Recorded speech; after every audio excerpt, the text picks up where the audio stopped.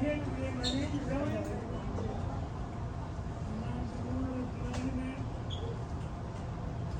in the shopping center, which is known as Canal. I'm here to celebrate Mr. Jack and the lawyer of the town of their victory. And I have 3 months, and I'm going to move up. As all the council people and the people here, they have requested many times, previous council and the previous council, because the president requested. But Mr. Mayor has made up his mind because he wants to bring the tractor trailer. Very soon you will hear that kids are dead in the street because your streets are not big enough. The tractor trailer, track trucks to come and supply. And he was talking about everybody's parking. They're parking because the streets are not big enough. So I'm here to let you know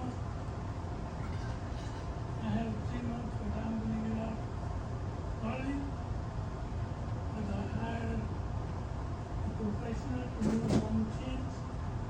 And those machines need a professional. Not anybody can handle. They gotta drain the water. They gotta dry out all the water from the line. And they gotta seal that, seal the machines. And that's what they do, and they will move it. And now I'm gonna go install it through weatherproof storage. I cannot put it any storage room because of the heat. Cold will melt the insulation ceiling, floor ceiling around the machine. Now I'm very happy Mr. Jack to be succeed. And you, but the thing is this, none of you know what is the meaning of domain. What does that mean? There's a big law if you go along and read it. It's eminent domain is not the state law, it's the country law, federal law. I'm under the federal law, I'm here. And I have no place to move, as they supposed to give me a room. They're supposed, it's clearly written in eminent domain, if you look the law. They have to provide me. I don't have to go outside and buy it, but I'm trying to buy it and help. But even then, I have a problem because of zoning. If I go and buy the bank, $25,000 a year is a property tax. I can't afford that because my electric and gas bills will be $3,000 and $2,500 for the tax. So I won't be able to do that. I rejected that. They were told me that we call it a salesperson in the town on the give me property right behind the first name of this. Right behind the CVS. And this is you buy and I sign the paper and I get $2,000. I didn't know how big it is. When Johnny Archer came to me and said you have to put $800 more, I said, let me go and see the property. I came to see the property. Property has a Ford parking lot and little garage in the back where the agency has put a garage in there. Now I would never do business in that small place. And that's what become the issue in the court, that Mr. Ali refused. Now, Mr. Ali did not refuse because Mr. Ali's request was 2,000 square feet. Let's park it out. If somebody forced to the lawyer to say that under the oath, and they say I refuse it will be challenged very soon. Now I'm here to let people know, all of you, thank you for asking for me to give you the place. But the gentleman up there, they want me to, but the gentleman up there, I don't know. I don't want to say anything in his respect. I do have a respect for him because he's the mayor. I went through a lot of stuff. Everybody wants me, but because of this gentleman, I'm going to go out. But when I go out, there's going to be a lot of money for professionals to move my equipment and storage room. Now if I'm 6 months, 8 months, 10 months in the storage room, it's not going to go from my pocket. It's never going to go to my pocket. Eminent domain, read the laws. Sir, I request you to go online, read the laws, and read. Some councilmen know that, but somebody is ignoring that. I used to come here, I thought maybe. Mr. Ali, you have to wrap this up for me soon, you're over time, and we have other people waiting to come up. What? You're over your time limit. I have to, what I'm saying something. You only get 5 minutes. Okay, I went to the council, I went to the lady who's in charge of the zoning. I talked to her, she was very, very helpful. Her name is Rosemary. She's the best I've seen, like these council people. And she was going to help me, but somehow, she's been told not to talk to Mr. Ellis. Now she's in charge of the zoning. If she don't talk to the business people, who is she going to talk? She's been threatened that she's going to get fired. All these things are going on under the council. I feel so sorry. Educated, highly educated, mostly that gentleman, this gentleman, Dick and you, they all educate people. These gentlemen have a lot of experience with police. All these things are going on under their table, under their dirt. Why? Why somebody cannot stand up and take action against the government? 8 lawsuits. More coming, sir. And it's going to be a big one, too. Now, how long? Mr. Ali, you really have to wrap it up. Yeah, We have other people waiting to come here and talk. I'm going to get out from the town. But I tell you what, 8 or 10 months of this is going to bring me 10 more lawsuits. Thank you. Thank you, all of you. Thank you for your help me. I really appreciate that. Have a blessed day. And you too, sir. Mr. Ali. You too have a blessed day. Council President, Gary, when we had this hearing, was there anything stipulated about assisting with moving and storage or? I don't want to get into. Okay, The agreement provides that. there was an agreement. Yeah, that's what. The agreement provides, the original agreement, years ago, provides that we would financially assist Mr. Ellie in his moving. And we're gonna get reimbursed that from the redeveloper. Okay, all right, no problem. Good evening, council. Your mic's on. Before I start on the agenda, I just have one question. What is the status of the Browns Mill Shopping Center and the landlord-tenant dispute? That's ongoing litigation. All right, starting on the resolutions, 249, 2025, I just say yes to, because it's standard business as of 2025, so, sure. 250-2025, my question is, did we not vote to reappoint at the last meeting all the people that were police firefighters, or fire police officers, or whatever they are? 251-2025, Harry, you and I talked about this. This was just extending the hours for a local bar, right? Do you know what the name of the bar was, by chance? No? All right. 253-2025. My questions were basically for 252 and 253. These are involving the water projects, right? Like water. Were these part of the water ordinance that was shot down at the last meeting that we're now doing separately from the water ordinance that will be coming up possibly at the next meeting, because you have to vote on it tonight since it's a new ordinance, right? Ordinance for introduction. We're introducing it tonight. Right. Yeah. Well, it lost because it didn't have a majority at the last meeting. So for 252 and 253, Yeah, they involved the water project. They're separate from Yeah. the bond ordinance. Okay. These are spare parts, Yeah. basically, for the operation of the water department throughout the year. Okay.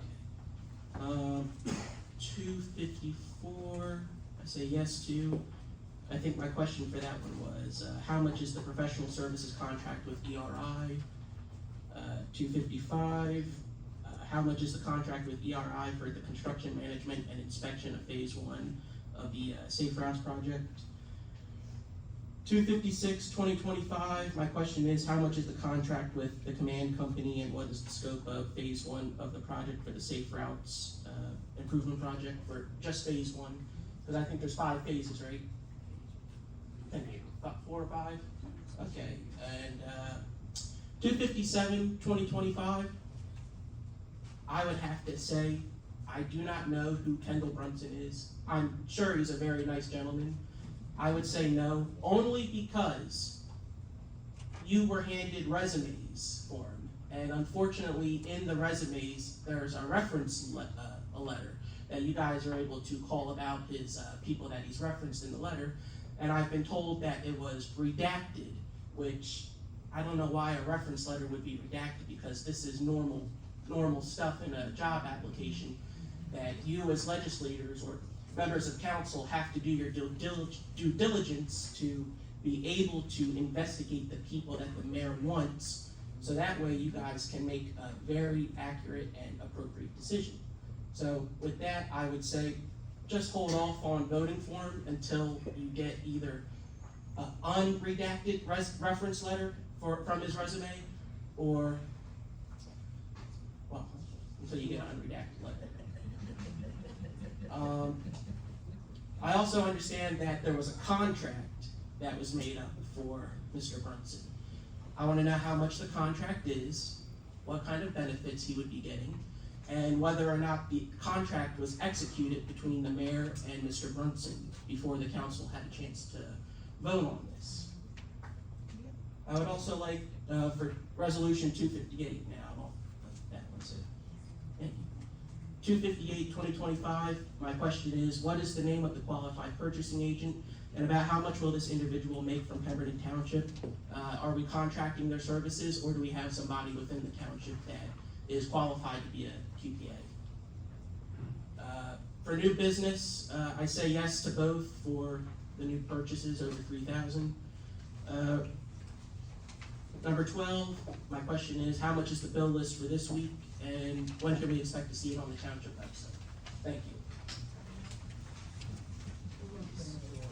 I'll start off with the water question. So the contract for ERI for residents. Put your mic on, please. Your mic? We can't hear you. Thank you. It's Jerry's fault. The award, the resolution number 254, it's not to exceed 31,500. And what was the other one? 255. And that's just an appointment. No, Manage. 255 will be getting a grant paid for those expenses, and I think it might be in the resolution. 578,000. That's No, what no, that's the contract with, Yeah, ERI, Amy and I went over that, it was about $140,000, I think, for engineering costs. And that's a grant. Not to exceed, yeah, Yeah. it's all covered under the grant. I think I just saw an email come across, about an hour before the meeting, Yeah, where the estimate raised, it went up it did. from last, and we've already applied for an additional grant money, and it's already been approved. Oh, okay, all right. Both of those, 255 and 256 are both grants. I don't, the resolution has the amount of the contract, but it's 500,000 or something. 577, right? 578, yes. And, Where else we at? well, you did 255 and 256. You needed 250 for the reappointment of the fire police officer? If you Yeah. remember correctly, I believe last meeting we had the appointment. Yeah, we did Of four, four. we did four, But we this did is a- an additional Yeah. one. This is a reappointment, correct, for an additional one? Correct, the fire police officers are redone as their appointments expire, so the one that's on this meeting was set to expire. Up to be in September, reappointed. so that was for reappointment. Yeah. Thank you. They're done sporadically throughout the year. Yeah. We only have, I believe, a total of 5 of these. Yeah. And, I think number 12 was the last one. You already know how I feel about 257. 250 something, no, 2,500,000 and some thousand, I believe, was the number I saw for this month's bill budget. Did it go up because of the electric? It fluctuates according to a lot of things, you know, how much fuel we buy, how much insurance costs are, it fluctuates. I mean, some of the stuff on there was, left over from 2024 budget, some uniforms for the DPW workers and stuff like that, so, you know, it varies, you know. By the way, shout out to DPW for getting the streetlights fixed in the parking lot. Well, you have the renderings?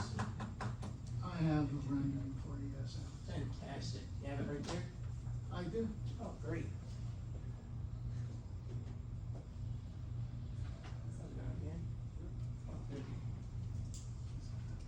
It says extra. Oh, There you go. I have always been extra. Thank you, gentlemen. Thanks, Alex. Not a problem. Good question, good question. Katie Reynolds, Brownsville. Despite the games that people may play, I hope that council, and I know that council, given a suggestion or a recommendation for a critical appointment in this town, would have done their due diligence, no matter what came with the package. And even having just seen the name of this person on the agenda, I did the same. And if we get this person, finally, I think we're gonna have someone who has more than 22 years of experience in the field, who has worked in a municipality with a really vital, active recreation department, who has had received accolades from a number of social organizations and civic organizations. And please don't not appoint a person because somebody's playing games with the recommendation. Thank you. Thank you. And we did do our homework. I knew you would. I mean, I didn't doubt it. Anybody else? Move on.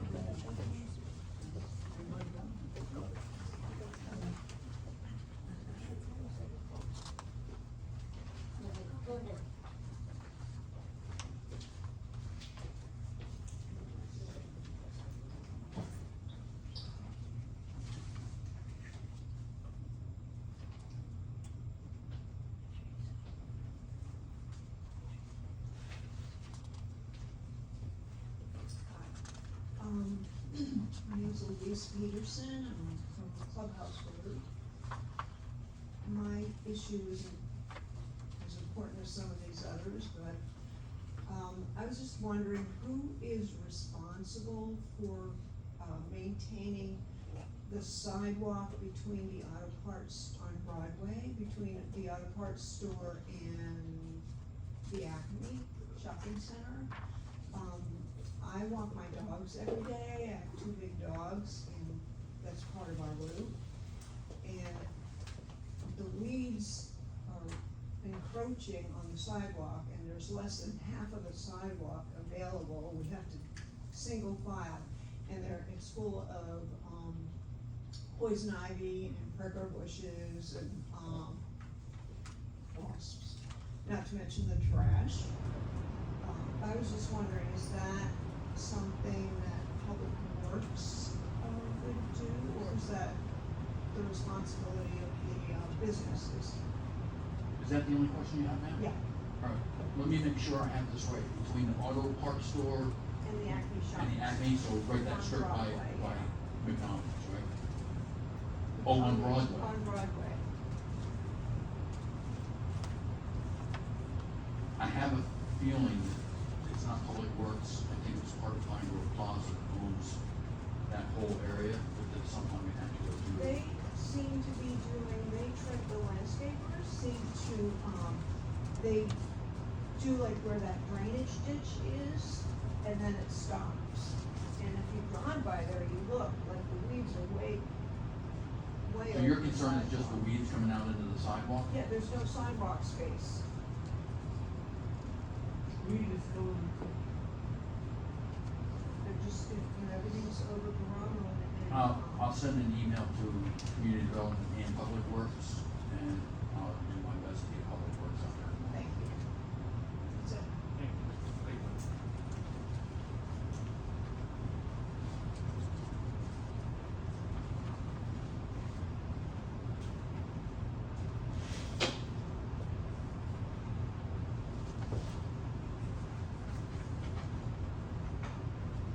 Hi, everybody. Vicky Adams, 615 Sandra Drive. Hope you all like this spring weather. I guess I've been having a few more days.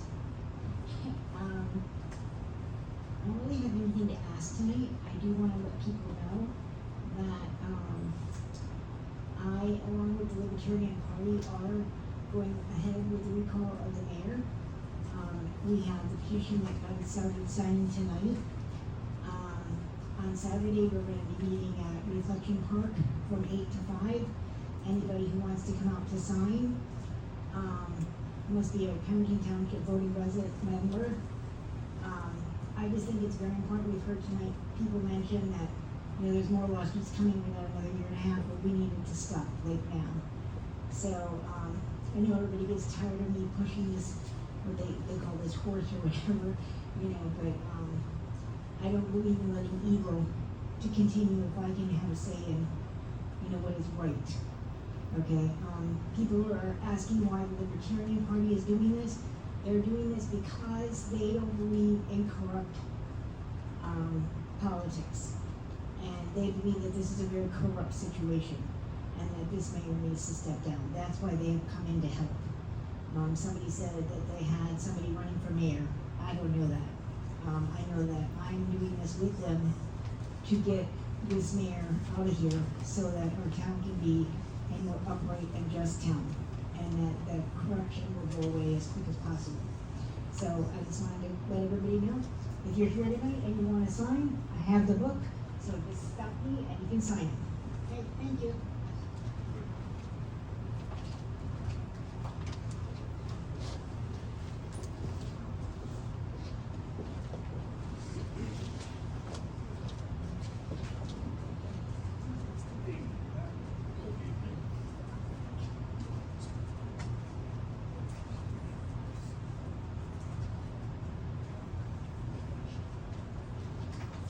Good evening, Council, Mr. Mayor.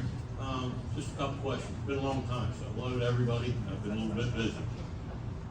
We're out of town. Anyway, long story short, what I was kind of questioning was, I see on here there's a ordinance coming up, 22-2025, entitled Redevelopment Agency. I see some of the, I just got this and was reading it since I got here, and how it's going to be put together with committee or what have you. And I kind of chuckled as I looked at this because declaring areas blighted. We lost 150 acres of farm ground for that reason. So I'm hoping we have some people on this committee that has a little more common sense than what we've had in the past, whether it be CME, Mark Renza, whoever the case may be.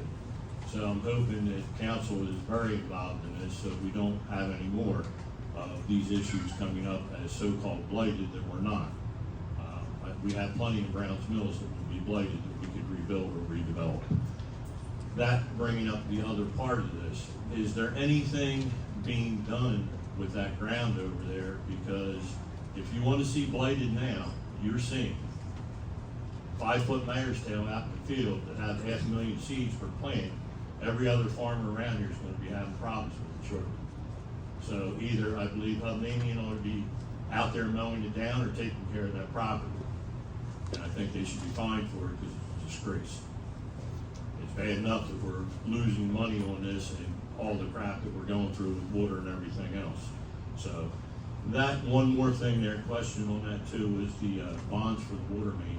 Is that just routine stuff here, or is that also coinciding with part of the debacle that we have over there on North Pemberton Road? That's all. Like I said, I haven't been here in a while, keep it short.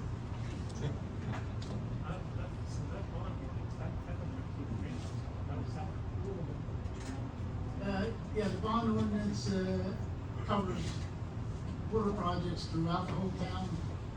Very small amount of it is for tie-in from Chicago to, where we're gonna run water. But, that's the only part for there, as far as the bond ordinance goes. Once again, it's bond after bond for a water company that was self-sufficient at one time, so that's kind of a little rough to swallow as well. And the other thing that, mentioning that, that's why I questioned that, and thank you, Mr. Harper, for that. We see the sinkhole that's over on 38 now. Yeah, Do you think an antiquated water main that's existing and tying more into it, you're not going to have the same problem that we're going to be paying for? Just a little common sense. I know that's rough yeah. in politics and administration, but just a little bit would go a long way. Well, I know what we're putting in is gonna be new. I don't know what the borough system is. It's supposed to be upgraded. And as far as the, bond ordinances, the more I'm learning now that I'm in office there, even though we put it in as a bond ordinance, when a lot of it's grant money, and once we finish the project, we recoup, I don't remember the exact amount on that one, but I believe, more than 3/4 of that, we're gonna recoup back after we've completed those projects, so it's not all money, going out, it's gonna come back to us, That's fine for the initial. Yeah. Yeah, right, there's also maintenance. I was just gonna say, he does bring up a good point. If we don't have the fields out there being maintained by a farmer, wouldn't the overgrown properties and property maintenance still apply to farmland as well? No, there's some exemptions to farms, because you're allowed to let the fields go furrow, am I correct? But it's not a farm. I mean, we can beat this horse all day. No, and you are correct to a certain set aside on the ground, yes, I can. Yeah, But it still has to be maintained, so even if it was through CRP, Resource Preserve, it does have to be maintained, the same as they do out in the west, pasture land or anything else. If it's under a conservation program, it still has to be maintained, so either mowed, burn off, yeah. whatever case may be, it cannot be grown up like it is. So Jack, I guess, throw this back at you, can you talk to, community development and see what they can do? I mean, I don't know what they can do. As Pat was talking, I wrote a note, Kate, I'll cut their ass. Okay, okay. Cut mare's tail. I'm gonna be emailing community development before I leave tonight, asking if they can reach out to them Yeah. and get that on the schedule. Yeah, I'm sure they'll be able to find the proper ordinance that, pertains to that. Very good, thank you. The reason for the redevelopment committee is so, the reason for the redevelopment committee is so we don't get caught in situations we're in now. That we had, and that's why I was asking that, and it's good that I hope we have some people with common sense other than listening to, CME and Renzi and Exactly. everybody else. So, thank you, thank you. Things like that. I have one more question, You already came up with and I'm gonna ask after everybody finishes.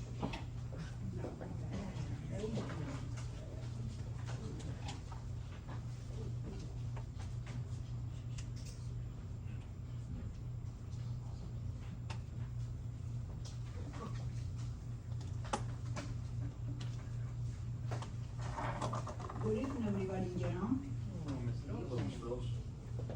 Okay, my next, first thing what I'm going to get touched on it, I was told in the National Night Out, the no litter sign has been already received by the township. I like to know when they're going to display them. I drive every day on Spring Lake Boulevard, where they supposed to be on it, and it's nothing in there. The only thing is there is a turkey. That's it. Okay, my next thing, it is, in reference, I brought it to their attention in the past meeting. Never will forget in my life, because for that son, they're probably still alive. They put some poles in there after my bed accident, in the reflector, where some fool did, put one of the sign for his business between, and I stated in here, if they don't be removed before the meeting, I will go remove it myself. But apparently, travel every day in the road. Between the 13 and the 14, the sign was removed. Don't ask me who removed it, but it's removed, okay? That's the main thing. Maybe save somebody's life. Maybe mine, because I travel every day in the road. Another thing I'm going is to chop on it in the study for the yellow bank. What is the deal on it? This township is the one supposed to know what is going on with that. We should get that building back, please. I beg you. I don't mind to put my tax money there, okay? It's worth it. I'm receiving a lot of mail lately in reference to the American water. These stupid people, or the administration doesn't know who they can mail letters. Number one, that these people doesn't know that we do not have American water, we got our own wells. I'm not the only one receiving that. Everybody receiving those. I received 3 letters. Remember, your water is going to go up, you get a new meters. Okay? I don't know who getting paid for that, or the company, or the township. Somebody tell them to just go there. Anyway, I want to know, walking, what happened with the old lake store? I been hear the rumor is going to be for tax sale and whatever. What is the standard in there? That's been in there for a lot of years, Sandy. Would be nice to see something in there. I want to know also what is the study this time with Burlington County College across the street. I know they've been cleaning the place, and I know they're going to destroy that. It's going to cost them millions in there. But also across the street where is a sign with the previous president, Mr. Biden, does look like a forest. Anybody got any idea what is coming in there? If they gotta clear it up the lane or something? I just hope that somebody look into it. Because sooner or later we're going to have the same problem like Burlington County College across the street. Okay, now,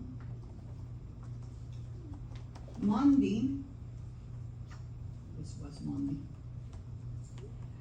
I was passing by to my entrance, the main entrance, and I think every single cop in our township wasn't there. For detectives to police car. I think that will be nice in the future. In this right side of me will be every single person, the waterman, the, what they call it, all different branches, for the police chief. You got any question to ask what is going on? I do not know what is going on in my town. I don't believe in FaceTime, I don't believe in phone, I don't believe in nothing. But what attract me it is, I'm coming by, To the right on Virginia Drive, every single police car. Straight in both sides. They don't even notify the people, the resident, that something is going on, it has been a shooting in there or whatever is taking place, and then little children's on the road right now. But that will be nice, and I just hope that in the future, in the old day, we used to have this side of the road, everybody was there. And I will appreciate that, and I will be here in 2 weeks, and I wanna hear the main things about it, the yellow van, the shopping center, what they call it, and the Burlington County College. You can answer me those 3 questions. Thank you, Ms. Phillips. You're welcome. Mr. Mayor, she had asked a question about some no littering signs. Would you have any kind of update for her on them, sir? I know I was requested to order them, and I said, you go ahead and order them. As you might remember, when we put signs out, we have to call in, mark out, so that when we put the pole in, we don't hit a utility or something like that. They probably are doing evaluations on where they wanna put these signs. Some of the areas we're looking at over in there isn't township property, it's actually state property. So we can't put it on state property. So I'm gonna, I can follow up with Public Works, but I'm gonna assume that they're doing some research on this and doing what they need to do to put these things in. The other thing I wanna address is, I did get a little bit of information, and I normally don't, just something happened. I did get a little information on the police activity at PL a couple of days ago. It was not a shooting, it didn't involve any children, it was police officers doing police officers' jobs, that's all it was.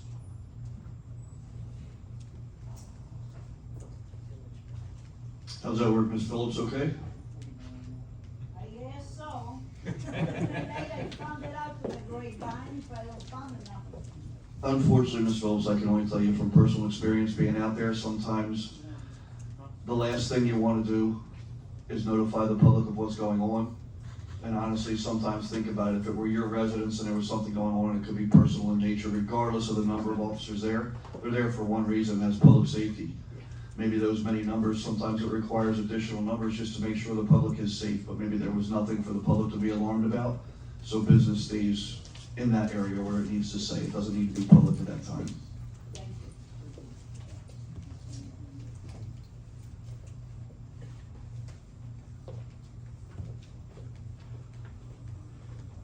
Good evening, council. James Rowland, 226 Filbert Avenue. And I'd like to touch on something that came up in a meeting from last May, which is TNR, trap and release for the cats. Because we have a cat problem in town, especially in the neighborhood where I live, so I see it. And I did an open request, and because I haven't seen it on the agenda yet, but I did an open request, and it looks like there's been some back and forth, there's been some discussion, but I don't know how far it's gotten, I don't know how far it is now, and I'm just hoping that it's not something that's going to fade away. I hope that this is going to gain momentum. Ms. Kozlowski's been working, so. As you've seen in the emails that you opened, Mr. Boland, I have been in contact with the Friends of the Burlington County Animal Shelter and a couple other organizations. We're currently trying to set a date for a meeting. I was away on vacation for 2 weeks, and having come back, I'm still getting caught up on stuff, because we're trying to arrange it between them, police department, animal control, and my office. So we're trying to get that meeting together to make sure whatever is presented to council is, a good one for facts. So we can say it's going forward. It is being worked on, it's just, we have to get everybody together to at the table to make sure we're presenting all the correct information. Okay, thank you. And I'd also like to talk about just, Press Avenue in general. It's something that I see because I live near Press Avenue, and it's something that, it's been brought up in council meetings going back, I don't know, half a decade or more. Other council members have brought it up in meetings, some of the things that go on there. I'm talking about things that shouldn't be, shouldn't have been, and things that should be done. And if you ask me, it's plain to see. So I'm going to ask if you council members can do something that I know you've done before, and I know you've done for other areas, and I've done this for other areas too. If we have a problem in town, I'd like to drive through the area. Many of the times we've had this room filled up with people over an issue. I have to take a look. I gotta see for myself. So I'm gonna ask maybe, council members, if you'd like to do that, revisit the area, just take a look and see what you see, see what you think. And I'd like to touch on it. Feel free to reach out to me, and if any questions about, well, what do you see, Mr. Bowen? Because I don't see it. Well, I'll be glad to tell you. And I, can revisit this maybe at another meeting. So I just want to put Press Avenue on the radar. Most of everything else I think I have on my list here is for the ordinances coming up, so I'll be back up in a little bit. So I just want to ask you to think about that. Would one of them be 23 Press Avenue? I'm trying to think if that's one. It's the junkyard in the front yard? The junkyard in the front yard seems to be the junkyard in the backyard. Yeah. And, it's not the only junkyard on Press, but, Well, the other one is down further. Right. Where the guy's working on cars and you gotta go around. It's a 2-lane road and he's got one of the lanes gobbled up. And that's been going on for, because I grew up on Press Avenue, so I know the street very well.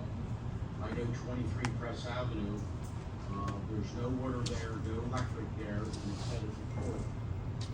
Superior Court.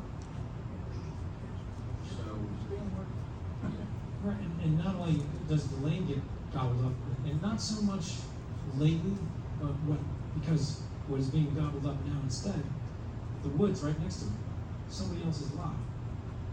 And there's a driveway there somewhere. And you can see when you drive past, you can see that not only that you see cars in this makeshift driveway, you can actually see the stack of wood of trees that have been cut down. That can't be legal either.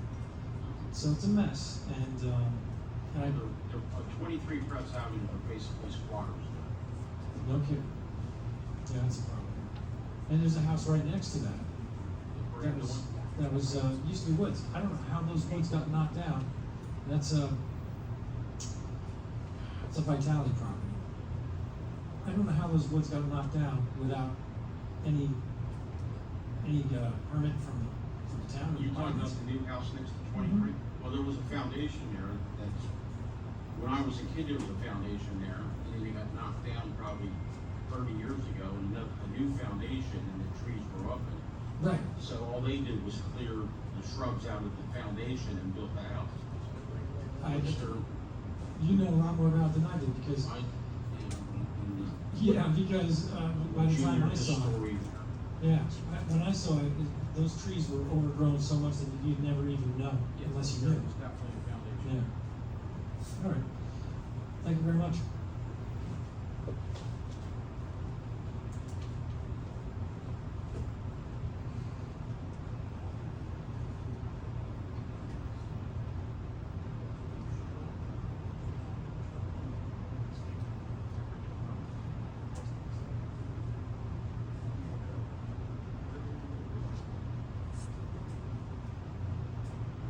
I do want to make a statement real quick. I've seen a lot of chatter.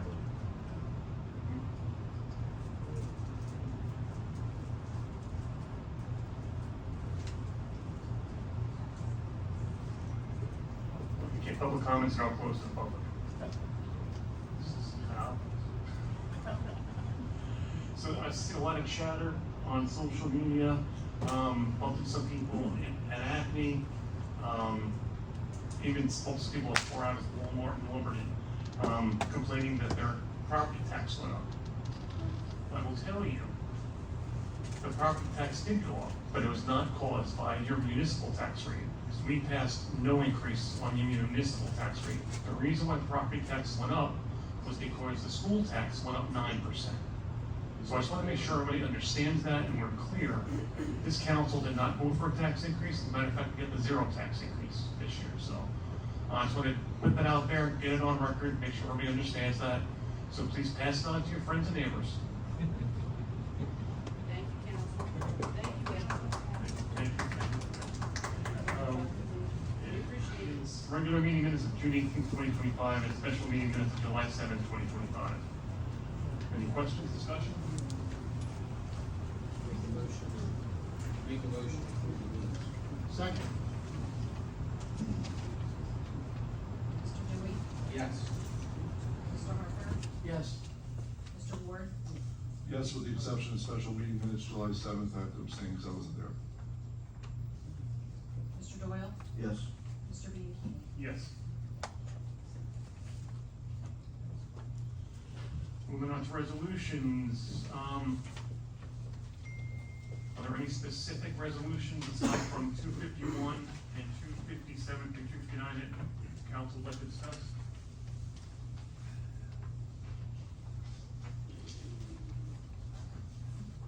I think that's, all the ones I have underlined. 259 also. Yeah. Yeah, he said that. So, 258, 257. yeah, and 251. Yep.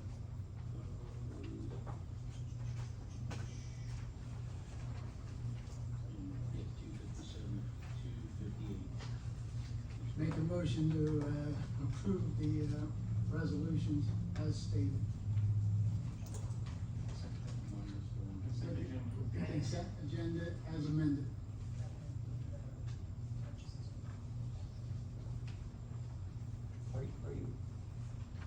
Are you not counting 257 and 258? No, so the motion is to move to a consent agenda with the exception of 251, 257, 258, 259.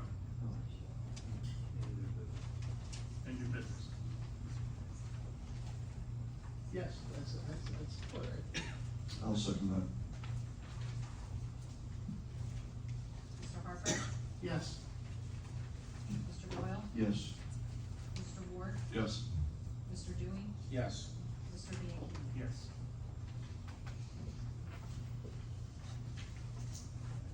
Resolution 251, 2025, temporarily approving the relaxation of hours of sale for alcoholic beverages. Council President, yeah, I've read this over, a couple times, I read a little bit on the, code in the township, and I think it was, a well thought out, thing that the, people that did this one originally were taking in consideration of the 14 to 16 churches that we have here in town and religious organizations. And I think it was, set up that way to respect, these people and their wishes. I mean, when I was younger, and, I used to say, people, as a joke, I'd only drink, for good reasons, like when the sun came up or the sun went down. But as I got older and a little bit smarter, I understood people's reasons for doing certain things, and I think, amending this to start selling or buying or drinking at 9 a.m. for a special event is not something that, should be even considered. I don't think we should even entertain this motion, but if we do, I'll be a no. Council President, if I may, the second whereas, it says Township Administration has received a request. I'm Township Administration, and the first time I saw this was when it was on the agenda. I don't know where this came from. This actually came to the clerk's office. I apologize. That was an error. We used a previous resolution as a guide, and obviously we need to review them. When I reviewed this, I mean, I don't know what football game it is or whatever, but, Yeah. if I'm, This request came from the American Legion. They're having an event for the first Eagles game. Yeah. Don't have the Eagles schedule, but it's my well, understanding. they're a canteen, right? Would they fall under this or not? They still sell. I mean, my thoughts are, well, it being a club, I guess, but usually I plan accordingly. If I need alcohol or wings to cook or chips or something like that, I go to the store ahead of time and get it. And that's my thoughts, you know, but, you know, for whatever reason, I just see no reason to even entertain this motion, but, yeah, if we do, I'm a no. Council President, if I may. In reading this, I'm looking at, it says here, the Township Administration received a request from licensees asking to temporarily relax this code to permit the sale of alcoholic beverages on Sunday to enable customers more opportunity to shop for such prior to the start of the first football game. To me, that sounds like takeout. Well, they're open on Saturday night if they wanna take out, you know. I'm in agreement with you, but I'm saying, Yeah. the way this is leading me to believe, and what I thought up until what we just heard and who put it in, Yep. it leads me to believe that. Again, I apologize, a prior resolution was used as a guide, and, the wording wasn't. Oh, no problem. This is for an event that the American Legion is planning on having just that Sunday. Okay. It's obviously still up to council to vote on, that was a request. The request was passed through the council president, the resolution was up. Last time I checked, the game doesn't start till 1, so. I'm gonna make a motion to approve resolution number 251, 2025. I'll second. Mr. Venturini? Yes. Mr. Ward? Yes. Mr. Doyle? Abstain. Mr. Dewey? Yes. Mr. Harper? No.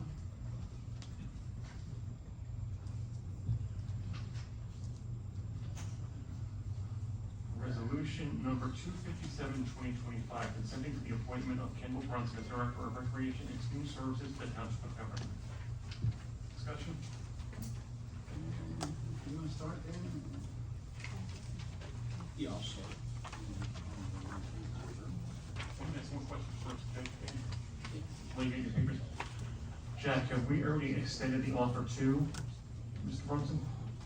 I do believe Michelle has sent the offer to them, yes.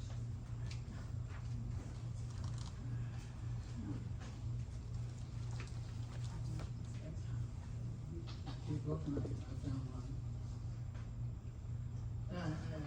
You know, my thoughts, and, you know, part of it is what, Matt just brought up, that the offer was already extended. And we've had this conversation before about extending offers before council approves. Councilman Harper, I think the offer was extended with, provided consent is given with the council. It wasn't that I've hardly hired them. Oh, no, and I understand that. I just want to clarify that, Yep, because the way it was sounded. No, I mean, no, we did interview multiple people for this. Yeah.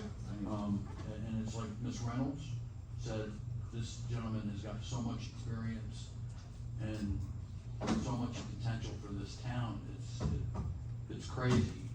We did reach out to a former recreation director from Pemberton Township that told us we would be absolutely positively crazy if we passed on this. I can't, I mean, usually you see one little thing, and it's like, well, you know, maybe we can improve there or whatever.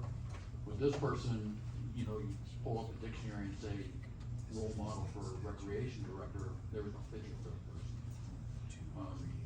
They're just really outstanding, and I can't wait to see what they do with the town. We received very positive feedback. Yep, I mean, I have no problem with the person's qualifications, you know, it's more about, and I hate to dig up the past, but it's, you know, where we started at to wind up here. You know, and part of it is the offer at the end, you know, we basically started here 2023, you know, where, again, I hate to dredge up the past, but I just got to, we had a perfectly good, you know, director of recreation, and, you know, through various reasons, you know, it cost us $550,000 plus legal fees to basically push her out the door. And then we had a second perfectly qualified, totally qualified, and, I'd match her qualifications with this guy here, who was already doing the job and doing it single-handedly. And it's 6 months. And, you know, and until she asked to get compensated for it, and, you know, to begrudgingly compensated at the lowest possible amount of money, and all the other stress that was put upon her, she was, you know, forced to go out and find a better job. Well, I don't blame her for that, you know. It's the circumstances that it took to get to this point. And then here we are now, you know, saw the offer, you know, and I'm not gonna go over numbers. You know, we went down the street with other candidates for other positions, but, you know, we set, I know we have a salary range that we set, and you fell within that salary range. We also had resolution 2/2025, where we set what I considered to be where the director's pay would be, and you went $9,000 over that, which that was generous. And the other package that you offered the guy, you know, I mean, I've been doing this for a long time, you know, in my different positions, hiring people and stuff. Never gave anybody that generous a package, no matter how qualified they are, because if that one turns down the job for the package, and I know what this candidate is making where he's at now. So I know this is very, very generous. Not disputing his qualifications and all, but I think the guy would've came over here for $5,000 over what he was making at the other place. And at the end of the day, after all this is said and done, I hope this guy far exceeds everybody's expectation, because we had two very qualified women that did this job well for as long as I've been in this town. That's the shame of the matter, and we're probably in excess of, you know, it cost us, I'd have to say $800,000 to get to this point, and now we're gonna pay this guy more than we ever paid either the women or offered the women. And we're verging on, you know, I mean, I'm starting to become a part-time lawyer because of the freaking laws I look up and all, you know. By making this offer, we broke the Equal Rights Amendment Act of 1972, which is federal law. I believe we've broken the law against discrimination law of New Jersey, which is a state law. And if these women come back at us, look at what we're looking for now. And not disputing this guy's qualifications, just disputing how much we paid for those qualifications and what we had to pay to get to this point. While I'm on the subject, you know, I know your next step after this guy is to bring in a coordinator, which we don't have any decision about, but I hope that person comes in and far exceeds the expectations of what the past people did. That's all I have to say about it.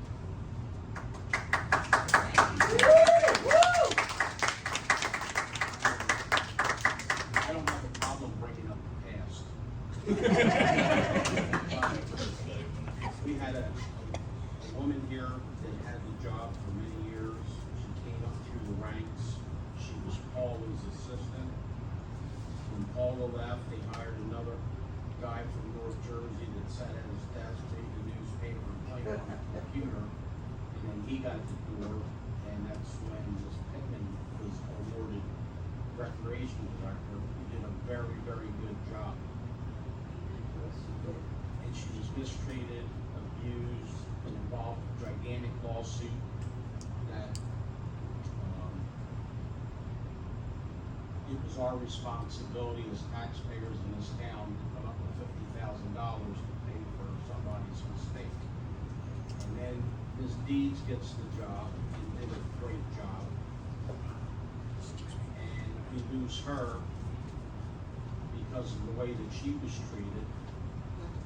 And both of these girls lived in Pemberton Township, were taxpayers, and did a great, great job. And the problem is, they made a lot less money and less benefits that were offered Kendall. He doesn't live in the township, lives in Willingboro. I would really like to see some paperwork from the township and all the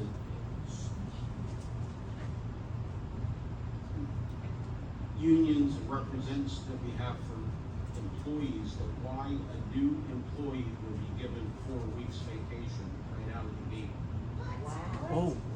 That's Right? 20 paid vacation days, 14 holidays, 15 sick days, and 3 personal days. Now, we don't know this guy from Adam, right? But it's costing a lot more than $97,500 to bring him here. And I think if we would have treated the 2 that we lost that did a great job, it would have been a lot cheaper for our taxpayers. And I'm just wondering, is this another way, right here, to put a knife in our water carnival? Because he canceled it 2 years in a row. And I don't know if he has something against the water carnival, but that's something that we've had in this town for years. And suppose, this guy says, oh no, I'm not gonna do a water carnival. My personal opinion, everybody has an opinion, but I don't think this is the right guy for our town and the expense that it's gonna cost us to bring something outside of it. And the only thing I can say is I'm a no.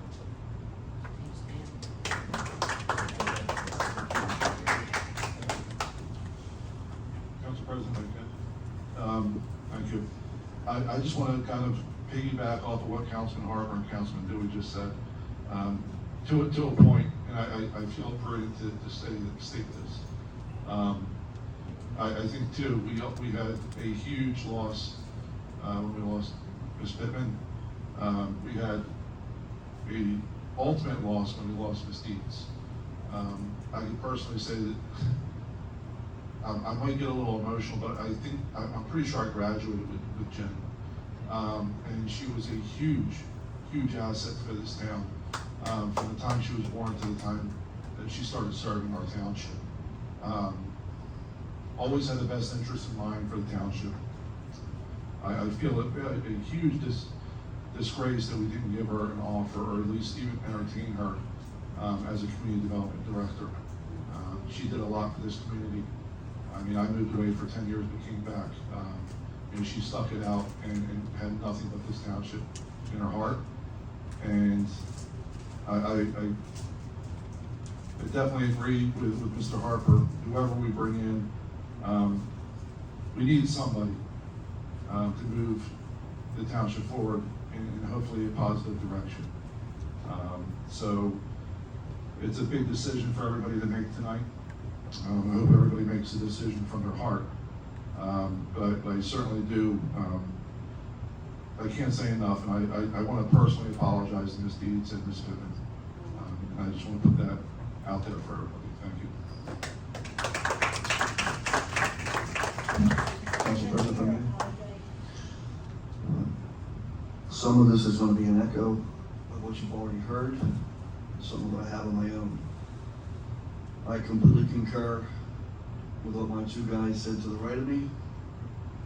I have a hard time giving up a township position when we had somebody here who was so qualified. And let me be clear, Ms. Deeds was in the number 2 slot.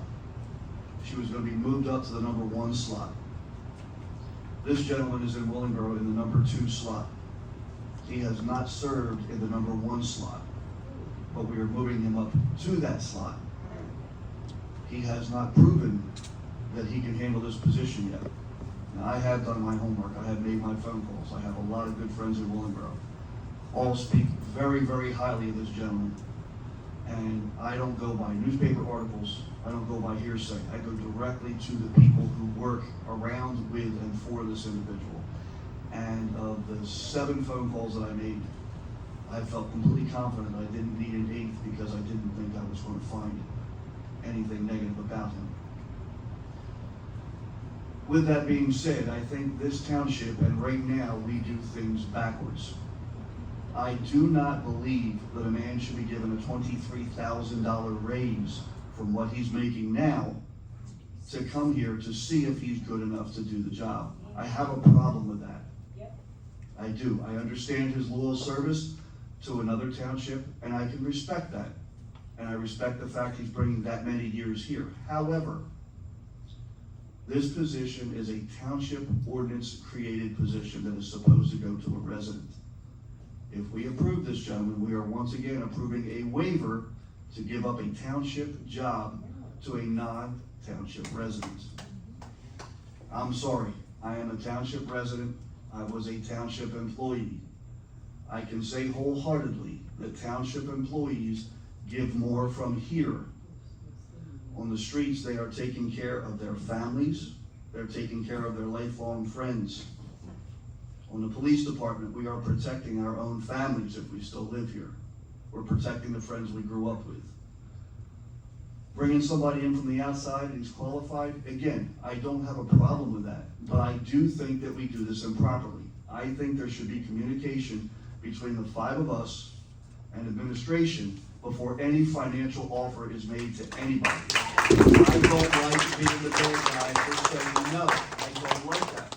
And right now, if we vote this gentleman down, he's already been offered. He's sitting at home right now watching us on YouTube with his fingers crossed, praying he's going to get this job. And I don't feel like I'm being put in a comfortable position if I say no.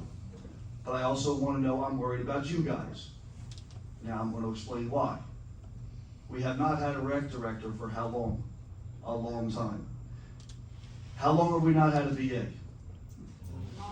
We tried to get involved with administration and offering our assistance. You have 5 guys up here in front of you who have hired, interviewed, and fired employees during their careers. We have that experience. Administration does not. He's been doing it for 2.5 years, and I'm not disrespecting you, sir.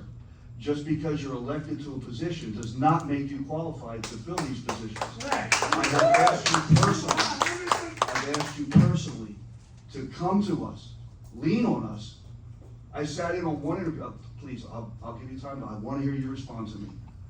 And I know your response to me is going to be, you don't have to. And you know what? You absolutely do not. But if I'm going to a library and I want to look up something, I'm not just going to look at one book. And if you're going to interview and you have this kind of experience at your disposal, nobody up here wants to be the hero for saying, hire this guy. You can take all the credit you want, sir. But you have this at your disposal, and you choose not to use it. I'm just happy that you weren't in the interview process by yourself. You had someone very qualified in there by Ms. Brown. And if this gentleman is her choice, I 100% respect that of her. But I think we need to get in line, and that offer could have been substantially lower, and I think this gentleman would have jumped all over it. I think there's probably 2-year steps in his raise to get him to where you're already offering him the number you're offering him. And I think we could have brought him in now in August, and he could have proven himself in the next 5 months, and come January 1, if the residents are responding positively to this guy, the employees, which is more important than the residents, are responding and saying, this guy knows what he's doing, he deserves it, then I say we can bump him up. But I think the initial offer is over the top. But what I'm most concerned about is you people, and I'm getting back to that now. I'm concerned if we say no, what's next on the chopping block for the services that are provided to our residents, to our seniors?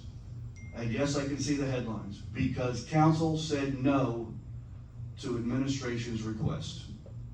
I don't like being put in that spot, and that's exactly where I'm sitting, and there's nothing that can be said that's going to make me feel any different. I don't like being put back against the wall to make a decision. And in another month say, well, we're cutting senior services, they're not going on their trips, or this isn't going to happen in town, or we're going to shut this down because we don't have a rec director to handle it. And who's it going to fall back on? The 5 of us. That's all I have. Mr. President, if I may. I hear what you're saying. There was negotiations back and forth on the salary. It's not something that was just thrown out. We did make an offer, they countered, and the normal back and forth happened. What was presented to you tonight was the final salary we agreed on. You know, part of the debate or discussion, negotiation back and forth also included the, I think it was vacation days. The gentleman has 20 years civil service time. So we considered the 20 years of civil service when we come up with that. It wasn't just, hey, I think you're a good guy, I'm gonna give you this time. I mean, he does have 20 years of civil service experience under his belt. So that's why we gave him the additional time. And my concern is similar to what you said, Mr. Harper, or Mr. Silver, excuse me. We've had multiple business administrators come in here for whatever reason. We have not been able to fill that position. I'd love to fill a position. We're advertising now. No one wants to come here. No one wants to come here. And if we, You hate women. my fear is if we have a fully confident person and your problem is with me and not with the person, and we turn this down, we're not gonna get anyone else interested in this position. And if you do turn this down, I gotta warn you, we don't have an employee in recreation. We're gonna have to not do recreation.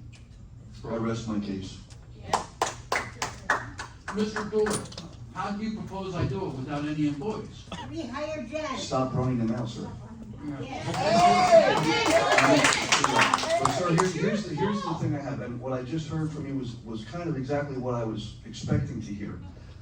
While I respect there was negotiation back and forth with that number, I feel like it was monopoly money. It wasn't money that you had the right to offer, because we hadn't approved any number with you. Had we had a couple talks, had you had a couple councilmen in and say, hey guys, this is somebody we bought, here's his qualifications, what kind of money are we looking at? I believe you yourself said that in the salary ordinance, there's a range. We were within that range. That gives us some latitude to work with when we're making an offer. But at the top of the range for a man, I mean, like you said, I am the hiring authority, and I am the. Not much longer. I agree 100% with our approval. Yeah, that's right, with your approval, 100%. My fear is, like I said, we have an extremely qualified gentleman that will do wonders for this town. And I fear that this is gonna slip through our fingers. And we had two qualified people before that were run out of town. Yeah. Rehire Jen. That point's been made already. And We have a motion. you do have other people on, they can talk I to really them. like today's You meeting. showed us 4 resumes, so there's 3 other people that you could go to.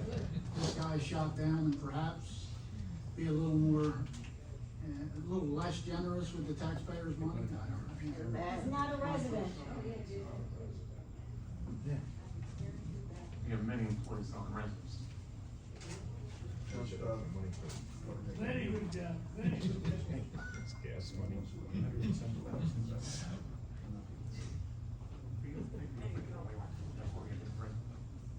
We have a motion. So I will reluctantly make a motion to approve 257, 2025, and hope that I'm making the right decision for the township, because we need somebody in that department. I'll second. Mr. Ward? Yes. Mr. Bianchini? Yes. Mr. Dewey? No. Mr. Harper? No. Mr. Doyle? Oh, kill him. He's not a resident. Yes. Oh, my God. I hope you're right, Jack. I hope you're right. He hasn't been so far.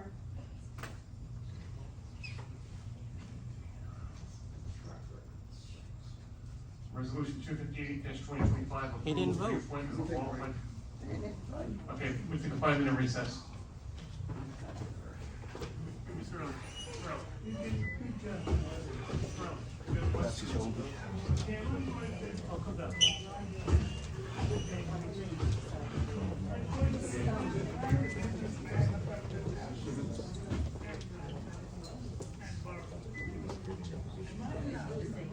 Approval for the appointment of a qualified purchasing agent. Discussion?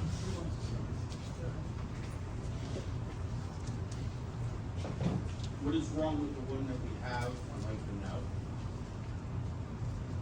Cause I know we're gonna. Since the mayor's not here, we do have it. Well, what happened to the one that we have in the shared service? This year, that township terminated that contract. She was with Stafford, and I think it was Stafford's decision, or somebody on that end's decision, to terminate the shared service. My feeling is, instead of having a shared service person, this town is big enough where it should have a full-time person. Especially when I look at the bill list and I see, we're back to buying, one department buys the paper here, one paper buys it over here. When Oracle was here, I said, why don't you buy it by the pallet? And he admitted that he saved over $200 for buying it by the pallet. But we had to use our forklift to get it off the truck and then deliver it to all the different departments. It's just mind-boggling how they waste money. We don't have a revenue problem, we have a spending problem. And the paper's only one thing, it's the same thing with the toners. Now, see, I know that all the printers are the same in the company, in the building right now, Correct. okay? But again, if you look at the bill list, somebody's buying toner here, somebody's buying toner there. If we had a purchasing agent and used the Don Amici, getting the best prices, we could save a lot of money. Instead of a shared service, who cares? It's not our money. And I think it should be a full-time position.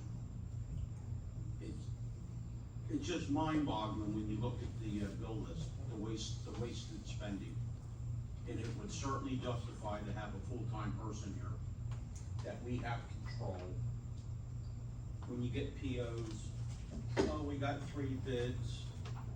I don't even wanna get into it. We need a full-time purchase agency in this building. Yes. You're gonna pay the part-time $70,000 a year. No, nine thousand. 9,000? $750 a month. Oh, $750 a month. Right. So, we still need a full-time. 4 weeks vacation, a car, all the benefits.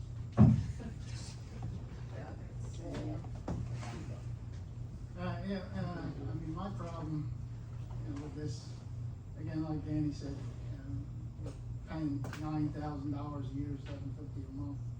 On a month-to-month, it's not a shared service, it's just I guess, independent individual,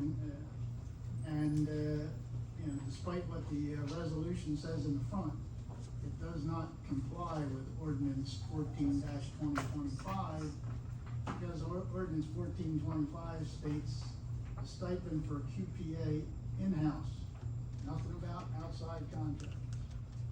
So, and in-house, we're only willing to pay up to $5,000 a year as a stipend, whereas this is going to $9,000. I believe when we paid Stafford to do it, it was $6,000 a year. So, again, I guess it's negotiating skills or what, but, it doesn't comply with the ordinance that we approved, it doesn't even exist, so, and I understand, I don't know if I'm wrong or not, but we have a person in-house that took the test and was just waiting to know that he passed the test or not. No, that result came in, they did not pass. Okay, well. Can they take it again? I think it's December, January timeframe. You can take it again 6 in months. November.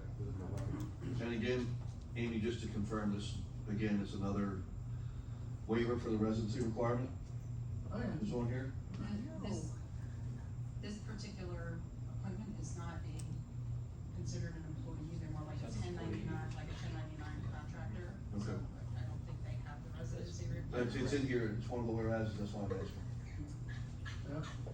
Like I'm saying, we state an ordinance and it actually doesn't fall within that ordinance, we don't have anything that I know addressing hiring somebody outside. Not in ordinance 14-2025. So,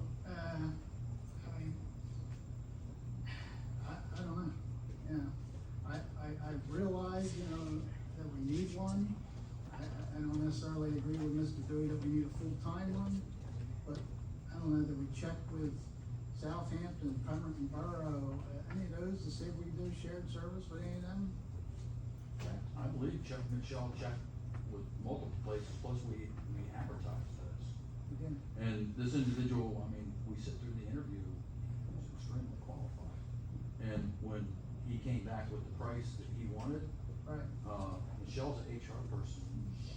She was very excited about that price. And she thought it was a really good one. I believe the CFO is also consulting on this. okay. Yeah, and for the first time in a while, we don't have any township employees here to consult with, so. But, I don't know, And I do believe without a QPA, I could be wrong, but I do believe without a QPA, it's gonna impact our spending limits and what we can spend with vendors. So it's gonna have a. well, we have predetermined spending limits with certain vendors already. Yeah, but without a QPA, it may change it. And I'm saying may. I know it's gonna impact it, I just don't know the extent.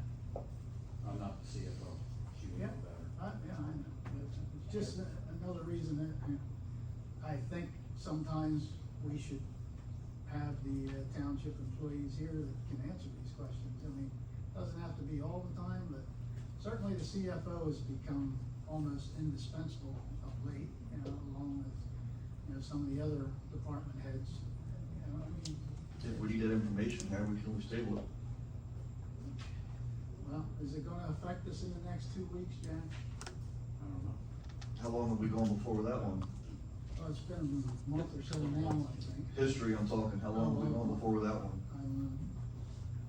But Harry, if I could throw something out at you, just to think about, purchase agent could be with this pipe deal, instead of tying up the department head trying to get bids. Oh, I It would be understand. on that person, Yeah. you know, paper, toner, asphalt, everything, right? Doing vehicle bids. And I'm just, my personal opinion, it should be a full-time position, we have control, but Yeah, I guess perhaps we should consider that for the 26 budget, you know, start thinking about it now, because we don't have anything in the budget for it. nah, We don't even have this in the budget, yeah. or so, go to meetings. Yeah, yeah. I don't know, I mean, I'm a little concerned. That's all I got to say. We have a motion?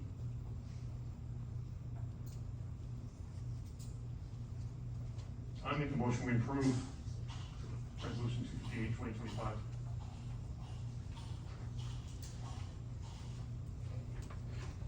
I think it should be advertised as a full-time position.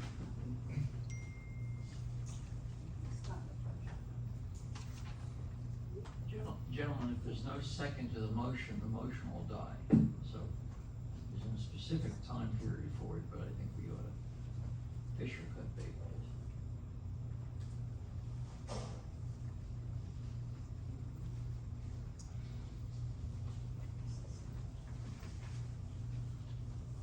Okay, so it dies. So we're still left without a QPA. Resolution number 259, 2025, appointing Candace Pennywell as Township Representative of Burlington County Joint Insurance Fund. Discussion? Is this gonna involve a stipend or whatever you wanna call it for her to do this job? Extra money? Or is this part of her function? Who's doing it now? Right now, Michelle and Anna are doing it. Well, they do the majority of the work anyway. They do the JIP and then they do like the working comp claims and stuff like that. So- And that's what this is gonna be doing, and I did talk to Mr. Dassey about this earlier. It throws out a privacy concern because you're talking to employees, you know, dealing with health records and other things. When you're dealing with HR, it's HR, but now we're gonna throw the CFO in there that doesn't really know personnel rules and regs. So that was my next question. If if it goes to Ms. Pentwell, does it still have to go through the front office anyway? I would probably say yes. So then basically all we're doing is involving another person. Yes. Yeah, but before, I mean, we didn't approve this before, because it was for, the business administrator. And we Yes. didn't have a business administrator, so we set it aside, and then Jeff sent us an email wanting us to appoint someone. So you had the same thing, you had an extra set of hands there before with the business administrator. My recommendation would be to keep it where it has always, the reason it was business administrator is because business administrator is over the employees. Right, And without the business administrator, right now, HR's been kind of filling in some of that. right. So, right now, on HR time cards and everything else, we have primarily Anna and Michelle doing this. And I shouldn't be saying names. So, we do have, Throw them out there. we do have two people doing this, and very capable and competent people doing it. I prefer not to bring a third person into this. So when the DA was here doing it, and correct me if I'm wrong, Michelle and perhaps, you know, and were helping him with all the The same other stuff two that employees we were want assisting now. as needed as Right. well. So it's technically not going to change, it's just gonna be a person Well, kind of over that and you're giving a third person access to personnel, which Outside of that. you might not want to. Well, how did her name come up on the, I don't know where this came Resolution. from. I'll tell you, I recommended putting her name on there because in the chain of command, she would be the next logical person since we don't have a business administrator, you know, so, you know, I recommended this. I would prefer to see Anna as the primary and then Michelle as the secondary, and not do this resolution the way it is right now. I recommend we table resolution 259/2025 till we get the right names on it. And the right people. I'll second. Mr. Dewey? Yes. Mr. Bianchini? Yes. Mr. Ward? Abstain. Mr. Doyle? No. Mr. Harper? No. For now. Well, we gotta wait till we get a motion. this motion was the table, resolution did not pass. So, what do you want to do? So Jerry, I'd like to make a motion to basically deny 259 in 2025. I'll second. Mr. Ward? Yes. Mr. Doyle? Yes. Yes. Mr. Dewey? Yes. Mr. Harper? No. Mr. Bianchini? Yes.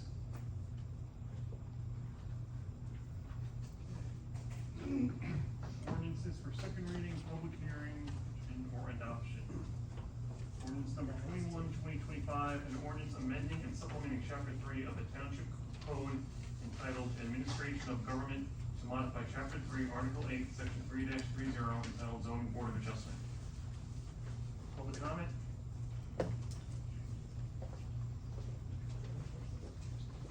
Make a public comment, James Coleman. Okay. I wanted to point out that between, well, let's put it this way. Most of the seats on the zoning board will not be expired until after there's been an election for mayor and an election for 2 council members.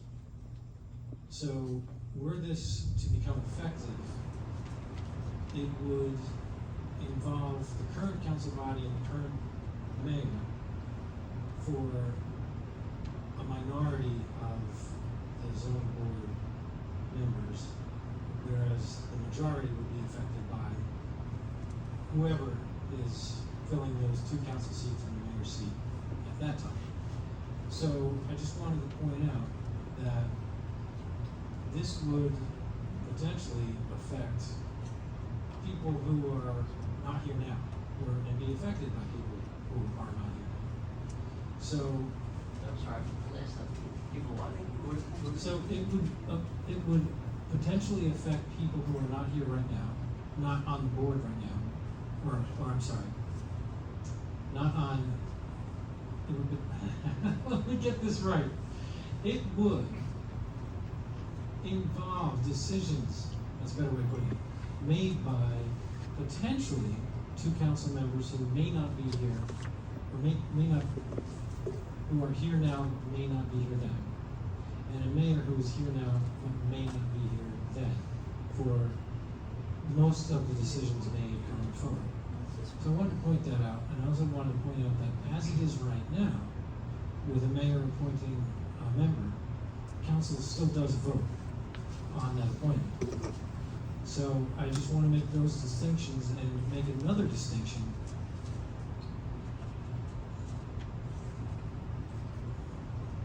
Just gathering my thoughts here. Yes, the other distinction is just basically that this is something that would have one effect temporarily and have another effect for years to come. So, that said, I'm not even here to ask for an explanation. I'm not even here to ask for a reason why this is being brought up. But I'm just asking council to consider the points that I brought up as far as how this will affect the future. And that's all I'm asking. Thank you.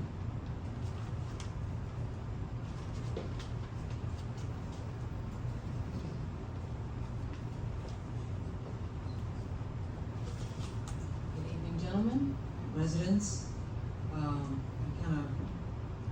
definitely understood what he was saying, but I want to bring something on the tail end of what he's saying. So, my name is Mildred Tuches, and I am a resident of Pemberton Township, 23 Leland Street. And I do want to express my concern regarding this ordinance. And please humor me, because I wasn't here at the last meeting. I was away, and I know it was right the first time then. But it's just an observation. It's just a concern. So, because the change is a proposal in the sense to remove the mayor's role in the appointment of members in the zoning board of adjustment. But it's not just a partisan issue, it's a governance issue. And that's what I'm concerned about. I'm concerned about the checks and balances and the collaborative leadership that we all want, right? Because we all want to work together with the mayor. And for public accountability. So this is what I'm gonna say. The zoning board, as we know, holds significant power over the land use and the development and business growth and community character, all those things. The decisions that impact every resident, from what gets built to where and how it affects traffic, noise, property values, and even safety. And in my opinion, my observation, I'm concerned by giving sole authority to the Township Council to appoint all 7 members and alternatives, removing the oversight of the mayor. And I agree with what the gentleman that just spoke said. This affects the future, because he's not gonna be mayor forever. We're gonna have other mayors. And the shift in authority, it may appear small right now on paper, but it changes everything, right? Because it's a loss of executive oversight, right? The mayor represents the executive branch. Removing his input or her input, whoever it might be, it weakens the balance between the branches of government. It weakens the collaborative unity that we're striving to have, right? Because we all want that unity, we all want to work together. And it weakens public trust, because our residents expect transparency, diversity of thought, right? And a balance in our governing process. Now, right now, I know we're under the Faulkner Act and we're under the Strong Mayor Council, but I feel like this potentially undermines that, because it would be just the council making the decision. Not that I'm saying there's anything wrong with you guys, I love you guys, you're doing a great job so far, but that's my concern, is the long term, what's gonna happen in the future. Are we gonna change the way that we do governance here in Pemberton Township? I don't know. Has it been discussed? Probably.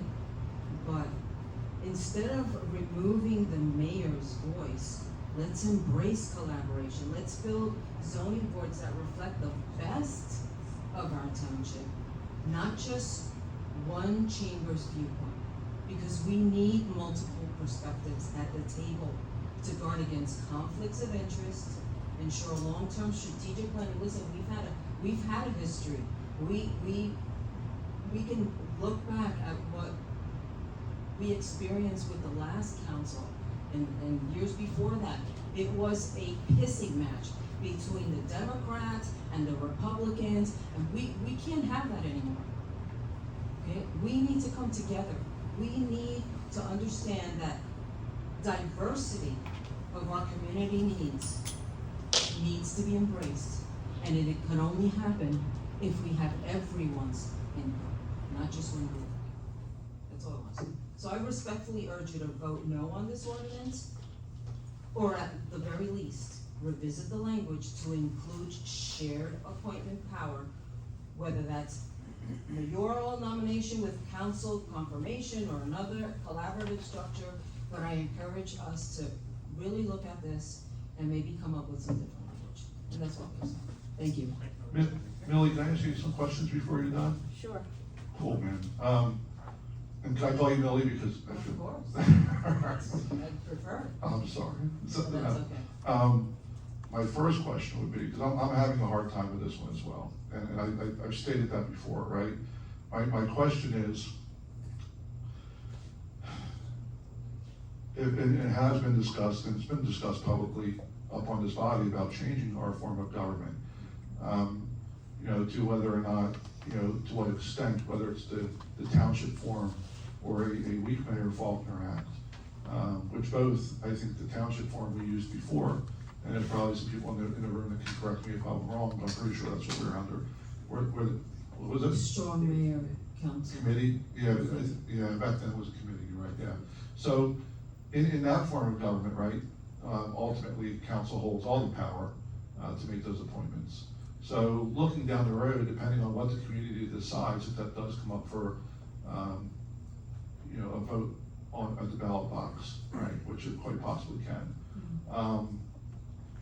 What does that change in hindsight to what Mr. Boland said, which is very smart, and James, I agree with you as well. And these are the things I've been going back and forth in my head for the past 2 weeks, right?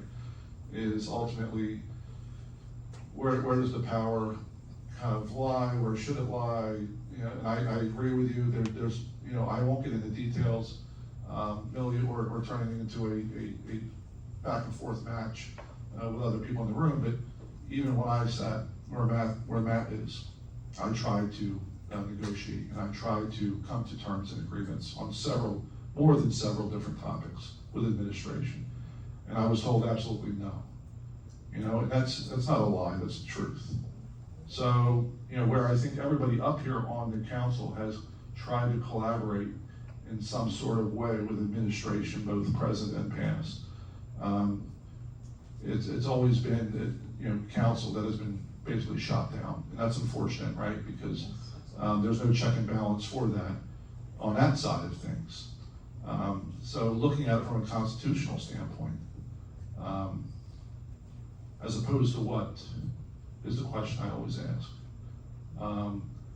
Not having anybody, which we almost didn't have, thankfully until, Mr. Boland was approved, because some sort of, one way or the other, it's not a good situation, and then one committee looks bad as opposed to the other, These are moral dilemmas that we're faced with up here on council. Several times, even the next one coming up, it's something I proposed last year and was told absolutely not, no. The Agriculture Advisory Committee, no, right? They'll be asking questions about that too. Yeah. Why now? Right. Why now? So it's a difficult decision, and I don't think council's trying to usurp the powers that is given to them. I think we're working within the guidelines of the powers that we can do to make positive change and bring positive change to the township. And I think everybody up here has the same intentions in mind. I believe that. You know, but Mr. Boland brings up a good point, is, you know, it's pretty much like a lame duck kind of approval, James, right? Like, if you do it, I get what you're saying. It's interesting, right? And I hope the rest of council kind of takes that into consideration and understands that either way, it doesn't hurt, it just doesn't help the situation that we're currently in. But if the type of government is changed within the township, and we do go to a township form of government, then the mayor pretty much, you know, dissolves into the council that you see up here, and they're appointed, you know, annually, right, at the reorg meeting. So you could argue semantics with different types and forms of government within the state of New Jersey, which one's better than the other. They're all horrible, in my opinion. It's just, I shouldn't say that. I should say that there's different checks and balances between each individual form of government that I have studied over the past 2 years that have their faults in regards to, you know, applying those checks and balances fairly, and who has what powers. I mean, me and Danny tried to, you know, nominate people to the AAC, which was the first board that was vetoed by the mayor and then approved bipartisanly. You know, and for no reason at all. No reason. I mean, we were just trying to help the farmers, and it was seen as a sword or some kind of weapon. But it's you know, it's not trying to weaponize anything. I don't think. It's just trying to make the right decisions for the township. So. And I totally believe that. I guess the deepest desire in my heart, and what I don't want to see, is that anybody's role is defined by what's happening right now, by the situation that we're in right now, whether it's your role or the mayor's role, because it's not always going to be this way. I pray things will change, things will get better, but I thank you for your time.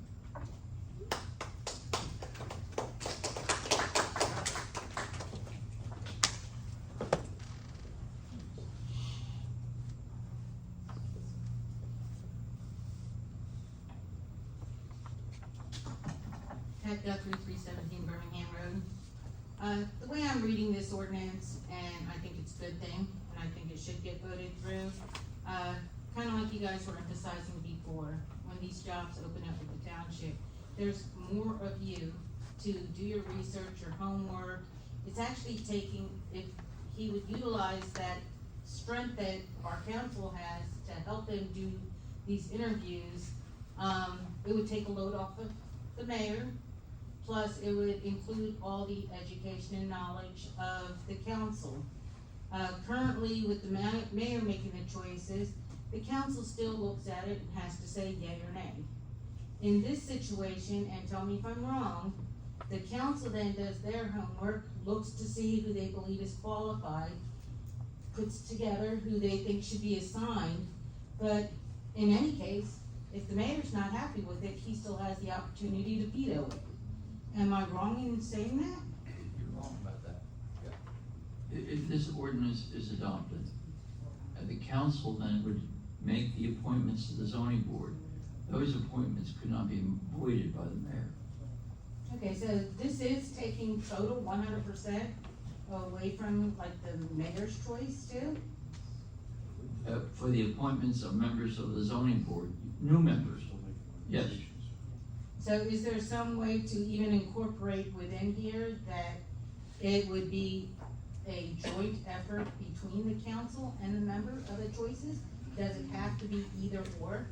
Well, Jerry, let me ask you this. Is this similar to what we're dealing with department heads? I mean, the mayor would still pretty much be making the request for this as an appointment, and we'd be approving it, no? We have no authority now. No, now we don't. Correct. That's what we're changing it to. You do have consent. I'm not sure what you mean by that, I'm sorry. Council President, with. Yeah, we still have to approve. Yeah, with the current appointments, it's just like Mr. Boland, forgive me, James, since you're sitting here. The first time I appointed Mr. Boland, I couldn't get the votes off the council. Jack, I apologize. That was my mistake. I'm mixing it up with the planning board. My apologies. Yeah, the planning board certainly me. Right. But with the zoning, I have to have consent from a majority of the council or it doesn't pass. And I have had people that I wanted to put on the zoning board. Yeah, I actually recalled that. Get I've been disapproved. to the meetings and I've seen when the council shot it down. So, I mean, if this is gonna be rewritten, I just think it should also include the mayor's choice. Just, I mean, honestly, like it was being emphasized earlier, it's not always going to be, this is our group, okay? If say Dewey becomes mayor, okay? And then all of a sudden, we have a whole bunch of people that really aren't looking out for the township that are on the council. I think that, you know, I know how much Dewey loves this town. I know how much he'd do anything for this town. He, lives and breathes Pemberton Township. And if he was sitting right there and a bad choice was being made by the council, the way this is written, he'd have to accept it and have no say in the matter. So I think this should actually be addended to whereas, I mean, I honestly thought that if the council passed an ordinance, that it could be vetoed by the mayor. But if that's not the case, then I think that we should incorporate the mayor in this decision. So the mayor could veto this ordinance. See, that's what I thought. No, I'm sorry. I No, I see thought you you shaking meant, your head and I'm like I thinking. thought you meant, excuse me, Ms. Bishop, I thought you meant could the mayor veto an appointment? No, he could not if this ordinance goes through. He can veto the ordinance. Okay, so if this ordinance goes through, the council chooses the zoning board, and the mayor has no say in who those appointees are. That's correct. Okay, so I do think this should be rewritten and to also include the mayor's decision. Because we're not gonna have the same whole team that we have right now, and, you know, to cut the mayor out of the picture, I think that would just be wrong.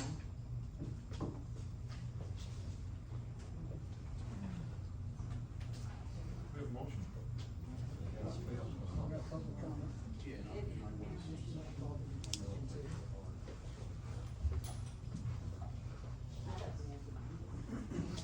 As much as I hate to say it, because that means I'm speaking on behalf of somebody I don't want to speak on, I agree with, I always forget your name, I'm sorry, hon.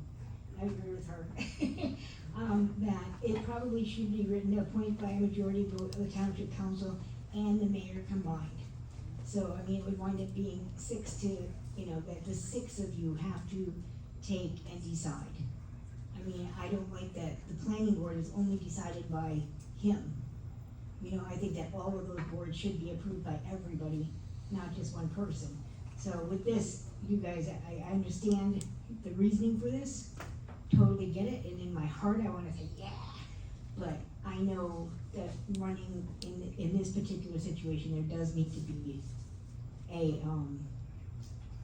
sorry, I'm not very eloquent tonight. There does need to be a check and balance there. You know, like, who is gonna appoint these people? Who's gonna, you know, who's gonna nominate them? You know, stuff like that. Is it just gonna come from you guys, or is he gonna have a say in nominations, and then you guys all vote on the appointments? You know, I think that it does need to be all of you, not just one. But I believe that's the same way as the planning board. The planning board should be all of you, not just one.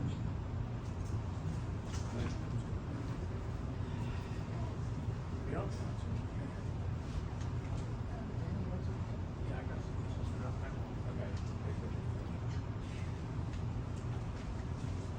When I first got elected, I think they were 2 members short on the zoning board. Can't hear you, Ben. When I first got elected, I think there was 2 people short on the zoning board. And one of the gentlemen that was on the zoning board, he had been on it previously for quite a few years, and he left and he came back as a member. And then there was somebody appointed, so instead of being an alternate, he went right to the top. So after it was all over with, the guy that had the most experience and knows the town leaves because he was jumped over. All your problems in your town start with the zoning board. You know, if somebody wants to come in and clear cut 1,000 acres to build warehouses and developments, it has to go from council, zoning board, planning board. Now, let's go to the planning board real fast. Mr. Border, I don't know how many years he was chairman of the planning board. You know when he found out that he lost his chairmanship? The night of reorganization, when he came in here with his wife, and his name plaque was gone and somebody else is there. He never got a plaque, an award, or anything. He found out he was terminated when he came in for reorganization. So when you have one person, it's called stacking the deck. When you put your friends, family, and all that on a board, and you're in charge, you got a little bit of an influence. And it shouldn't be that way. I think anybody that wants to apply for the zoning board should fill out an application with your qualifications, be presented to the council before a friend of the family or whatever gets appointed to the job. Because it's a serious job, and it's gotta be done right the first time. And you're very easily, you can be compromised, and I just think it should, you know, you gotta take the job serious, because it affects the entire town. And I think the way things have happened, I think we're more qualified to pick the person. Because we have no influence on saying, hey, I got this deal cooking, I really need a yes vote for the zoning. That's my opinion. Thank you.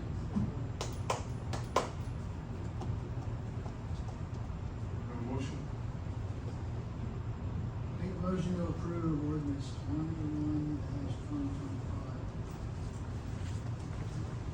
I'll second. Mr. Harper? Yes. Mr. Dewey? Yes. Mr. Ward?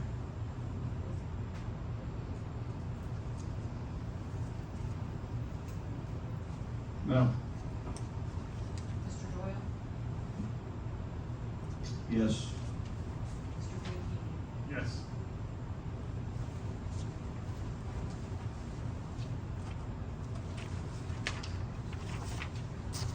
Ordinance number 22/2025, an ordinance of the Township of Pemberton County of Arlington, State of New Jersey, amending and supplementing Chapter 3 entitled Administration of Government to include new Part 5, Article 28, entitled Redevelopment Agency.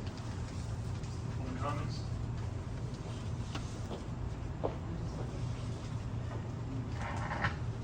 Marie Reynolds, I don't wanna load on to everything that's happened here tonight, because I feel like I already blew it on one comment, not knowing the contract that was behind it. But this is a really important one to me. And I think, and correct me if I'm wrong, Mr. Dasty, there are like 3 levels of redevelopment, right? So there's a state law on redevelopment, right? And then we have our redevelopment plan, which is our law, and then this would be in addition to that, right? Well, the purpose of this ordinance is to create what I would consider an advisory board. Right. And the agency would then make recommendations to the governing body as to Yes. whether an area should be considered in need of redevelopment. Right. And more importantly, what I'm reading here is that they would also assist in the function of selecting a redeveloper, right? Yes. Because our plan right now leaves that solely up to the mayor. Negotiation of redevelopment agreement in our 2018 plan, redevelopment plan is the mayor of Pemberton Township shall be responsible in negotiating the terms and conditions of each redeveloper agreement. So, I mean, Seldat, Sycamore Hall, you know, how's that worked out for us? I really appreciate this movement towards more focus, because we do have a lot of areas for redevelopment, so I think that that's really important that we have more people involved in it. And even with the other issue that was so huge tonight, you know, we can't do any more backroom deals. We don't have room for any more backroom deals here. We've blown every one that's been made. It has impacted us negatively. Every single one that was made has impacted us, and so I'm really in favor of this. But what I will say is that it sort of does not seem to address the fitness of the redeveloper. It doesn't seem to, and none of them seem to, as far as I can read, in terms of vetting them, in terms of vetting the redevelopers. I haven't seen anything that says that they must have, that whoever is screening them must screen them for not only their financial ability to complete the redevelopment plan, their history. You know, somebody can just come in here and say, okay, I want to put a beer garden there, and I know somebody that drinks beer, so I'm going to do a beer garden. And you know, but they don't have any experience. What experience do you have in creating what you're proposing as your redevelopment plan? We can't even get them to fix the roof or pay the taxes, or, you know, so where did the fitness for that redeveloper go? And Seldat the same way. I mean, I don't know if he's still in jail, but, you know, we really suck at this point. Yeah, so this and maybe more is needed. Thank you. Council President, can I ask a question? Since this is dealing with planning and zoning essentially, should we have sent this to planning and zoning for them to review and have an input on this? Whether you should have is one thing, is it required to be done? No. This is not an amendment to a zoning ordinance, which would normally be required to vote. I'm not an expert, that's why I asked the Yeah. question.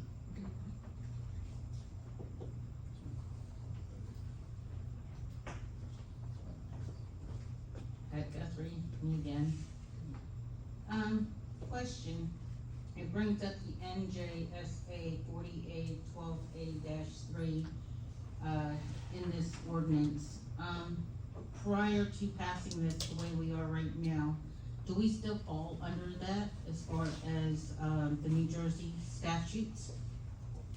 We have to comply with, certainly have to comply with the statutes. Well, we've had lots of redevelopment plans here in Pemberton Township, and I follow them, most of them very closely, especially the ones that were. I'm not sure, maybe I misunderstood your question, I'm sorry. Well, I'm reading this 40A-12. That's the New Jersey- redevelopment. Yeah. Yeah, that's the According redevelopment. to this, for every redevelopment, there's supposed to be a committee put together, where they have a commissioner, and the commissioner shall be appointed by the governing body. There's terms that they'll serve a term of 5 years. Ms. Guthrie, that's what we're doing, right? That's what the ordinance Okay, is doing. were we supposed to be following this back with all these other redevelopment plans? You didn't have to, but the statute, the New Jersey statute allows towns to do what this ordinance says. It is not required. So we did not follow this New Jersey, law before. We just kinda said, hey, this is a good area to redevelop, let's create a in need of redevelopment and start doing its thing. Well, but I think it might be a rhetorical question. Okay, I mean, I thought that this was being that it's a New Jersey law and it's the first time actually sitting down and reading it. If we had to follow this back when they were doing all those redevelopment plans were not done according to this New Jersey statute. Right. Can I answer you, Ms. Guthrie? Uh-huh. I just want to answer it, but, so, you know as well as I do, I studied this stuff completely in depth. So that is correct, it's rhetorical, yes, okay. Number two, the answer that was given to me by the previous business administrator, and one of the reasons why we weren't allowed to adopt this previously, or I was at least told no, was because the business administrator, and Mr. Dasty is correct, along with the community development director, were supposed to take the place of this committee, right? So we don't have a business administrator anymore. So it all falls on community development at that point in time. And then this committee is formed, Mr. Dasty is correct, to kind of take care of that, If we had a business administrator that worked with the community development director, we might not necessarily need this. And it's not a necessary thing that you have to adopt it or have to follow it, but it's a recommendation that you do follow it. I mean, it does look very good that, I mean, you know, includes the involvement of, you know, the residents and, you know, creating this committee and, assigning positions, the commissioner appointed by, where is it? I mean, it looks like there's gonna be, like, you have to hire people. No, Two. no, that's all voluntary.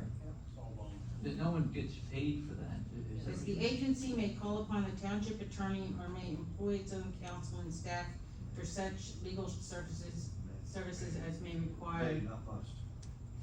Well, first of all, it says may, and secondly, on redevelopment of, mechanisms now, the town pays, or maybe probably the developer to pay, but there are payments made through the township for engineer, an attorney, and whatever else is the same. Nothing different about that. Okay, so this is not where it's gonna cost the township, where they're gonna have to appoint a commissioner, like any commissioner appointed by the mayor or the council shall be Just residents of the titles, township. And All those of that titles- stuff is It's like just, any other committee we form, same thing, it's all volunteers. okay. So that was just my last question. Is it gonna cost us anything to do all of this stuff?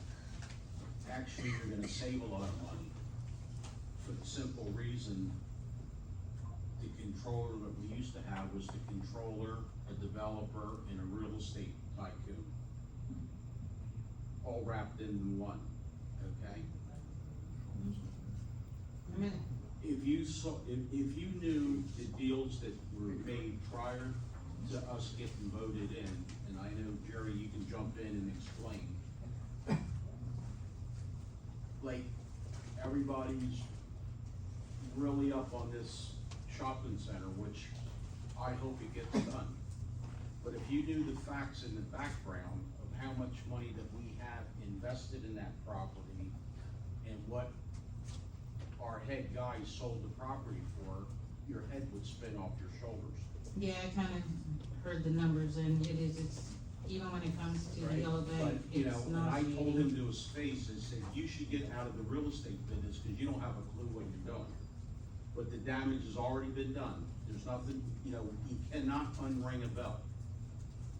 And when we get this committee, when these people walk in, you know, like the yellow bank, the first thing we're gonna request is the financial statement filled out.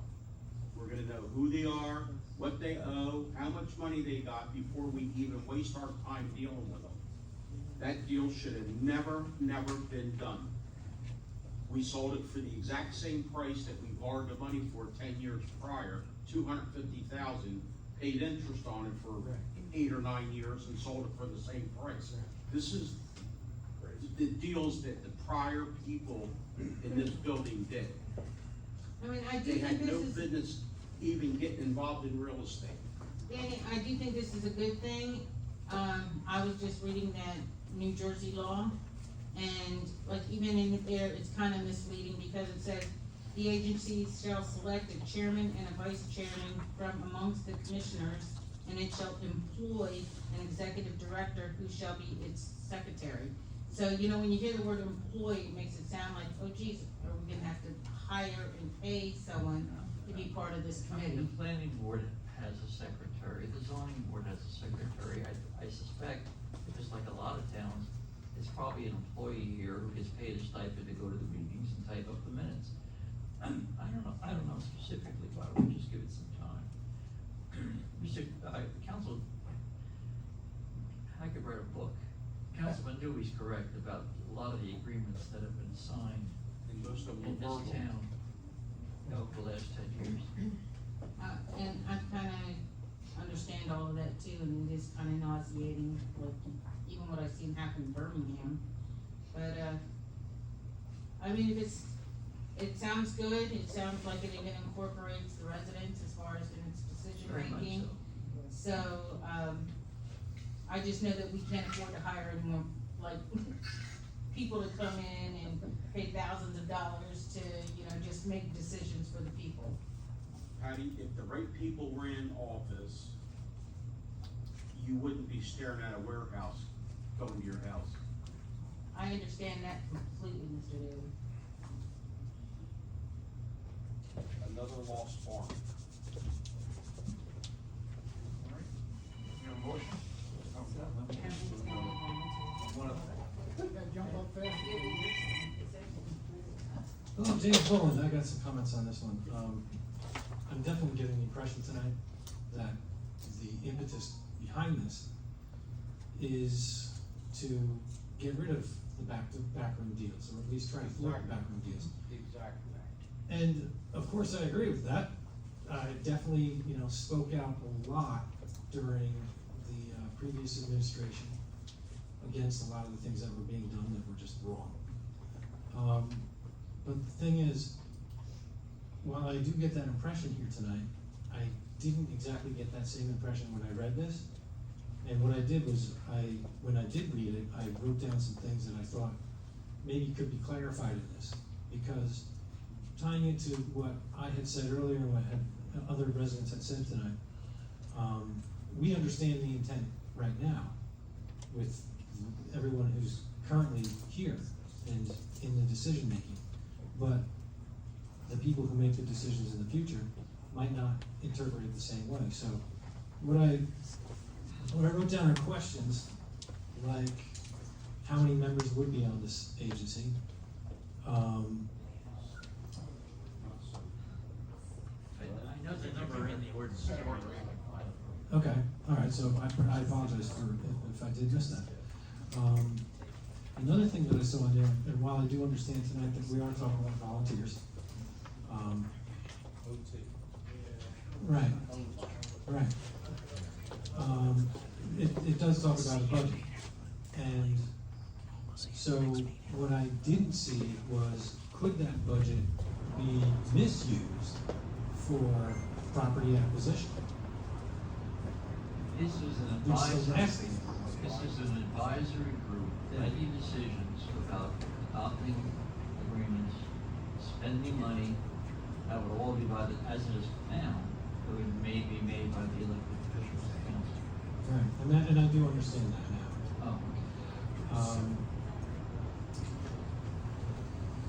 Another question that I have written down here is, would this agency, this advisory committee, be meeting in public? Would the meetings be open? It would be open to the public, okay. Okay. And then, which is a better situation than has a disadvantage. oh, of course, of course. Anytime you have a layer that insulates the people from the developers who might not represent the best interest of the town, of course it's a good thing. And I just want to point out that I don't see anything in it about qualifications. Now,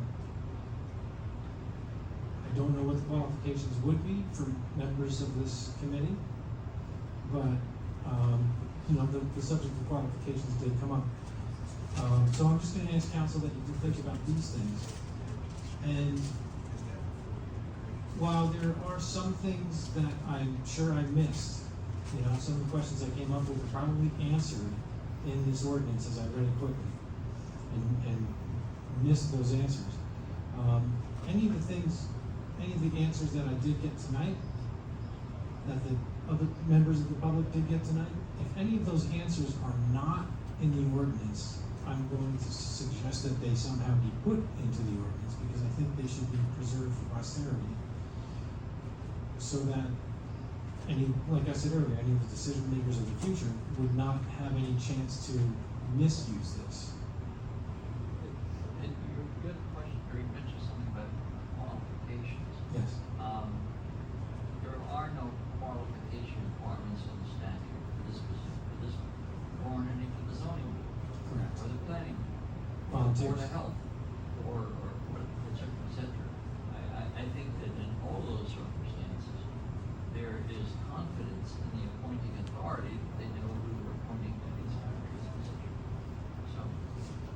that's what we depend on, as residents, that elected officials have that confidence. Well, and that's the use reason there's nothing specific and important as to what, at this point in time, what their qualifications. Right, okay. James, if I could say something. Sure. Now, this is in the early stages of trying to put this together, but I can guarantee you, when we get this committee, and we're reviewing somebody that wants to knock trees down and build something in this town, there's gonna be cost. And we're gonna have, hopefully, Jerry here for a long time. And if we have a question, we have to consult with him. When it's all over with, whatever monies that we spend between attorneys, planners, or whatever, the developer's getting the bill. And it's gonna be against his test flow. So it's not gonna cost us money because we're gonna recoup the money. Well, As long as we're here. Thank you. If after Yes. we're gone, it'll probably go back to a free-for-all. Well, could it be worded, could there be language put in there so that it always comes from a developer? Because I know in the past, it didn't always, for sure. Exactly. Oh, we've got developers lined up right now, don't even have a penny in escrow. Council President, if I could, going on what Mr. Boland just said, I do have a question. You were asking about qualifications and stuff. This is township redevelopment or development, and it doesn't say anything in here. I would prefer to have that specified specifically that members of this committee, or commission, or whatever you wanna call it, are required to be township residents. I mean, this is affecting the township, they should be residents. But that's not in here. I didn't see it. And if I can add one more thing that I have an issue with, I'm sorry I'm stepping on your time. Mr. It's all right, Ball. that's totally okay. But when I look at this, when I go to the very last page, 5-141, oh no, excuse me, 5-144 hours. Item G is arrange for the sale and lease of township vacant lands to businesses whose location therein is best calculated in the judgment of the redevelopment agency to advance the interests of the township and its citizens. When it comes to the management of property in the township, that solely lays under the mayor under the Faulkner Act. So I feel this could be interpreted as a usurping authority here. I disagree with the mayor, that's something right out of the statute, it's exactly what the statute says. And Disagree. as far as membership. What do you disagree with? That's exactly what the statute says. Word for word. What's the difference disagree with? The Faulkner Act says the mayor is the only one that can sell or do anything with property, and this is saying just the contrary to that. It appears to be giving authority to this committee to do that. Sir, under the president's form of government, his council approves contracts. Yes, they do approve contracts, but they're not the ones signing the leases and the deeds, and according to the way I interpret this, it gives this committee the authority to sign deeds and leases. Now, you're incredibly misunderstanding this. Yeah, and as far as, it does state in here that any commissioner appointed by the mayor or the council shall be a resident of the township at the time I thought it of did, thank you, appointment. yeah. This is just an advisory committee. Yes. They have no powers to enter into any contracts or engage in anything without us. They are coming to us and giving us As with suggestions. recommendations. That's it. That's all it is. They have no signing powers whatsoever. All of them shall be It's like any residents of committee the we town. have. That's what it says. Well, I just want to conclude my comments by saying that, I'm definitely all for anything that engages the residents and I guess, makes it public, more public than what we already have. Where people can be more in the know about what developers are trying to do and the whole process, so that people can be more aware and have more of a say, and that the decisions end up reflecting input from the public more than input from developers. Thank you.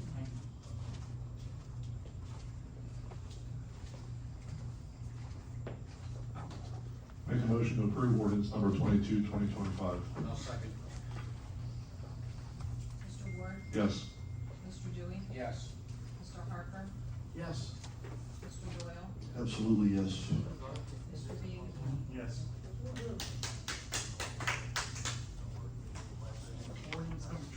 Ordinance number 23, 2025, capital ordinance providing for various general capital improvements by and in the county of Burlington, state of New Jersey, and appropriating $440,000 therefore from grant funding and capital improvement fund of the township.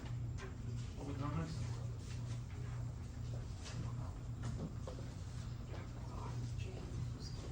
I'm so sorry I come up twice in a row like this. When you get a sheriff. James Bullen again. I don't really have comments, but I have some questions. So this is an area that either involves or is right next to some county roads. So I'm a little confused as to the township's role, or if the county also has a role in it. But so I'm wondering how that might come into play. But my biggest question is, because I didn't see it when I read it quickly, is what might residents expect to see as a result of this? Redevelopment, downtown redevelopment. But So, Microphone. Is there any capital improvements that we plan on doing in the downtown area? So is this setting things up for future developers? No, this is something, For the new or new shopping center, they have to reroute some water lines to supply the shopping center. There's already water there, but it's not big enough to handle everything that's coming. So is the developer gonna bear any of this cost? That's a great question. I know we're doing our landscaping, right? No, I mean, I believe, most of this is for probably, aesthetic reasons in the town, to help beautify the town. so I'll give you an example. Go ahead. So the Economic and Business Development Committee has a plan to work on the streetscaping down by the dam, right? Right. But with new lights, and a new bench, new garbage cans, so projects like that we'll use these funds for. I see. So it's for the walking route and for the That's aesthetics of the approximately an town. example of what we're gonna use some of this. Right. Mr. Boland, one example, if I may, Okay. one example where they did this in the past was in front of CVS. Right, okay. So they redid the sidewalks there, they put that little park there with the flagpole and stuff across the street. They did the cobblestone sidewalks from in front of the Burger King all the way up to the church, I believe. That's what this is gonna do, I believe, from what I understand. So this would be something for us that we can see. Yeah. You can see and enjoy, it'll make it safer too. Sure. Right.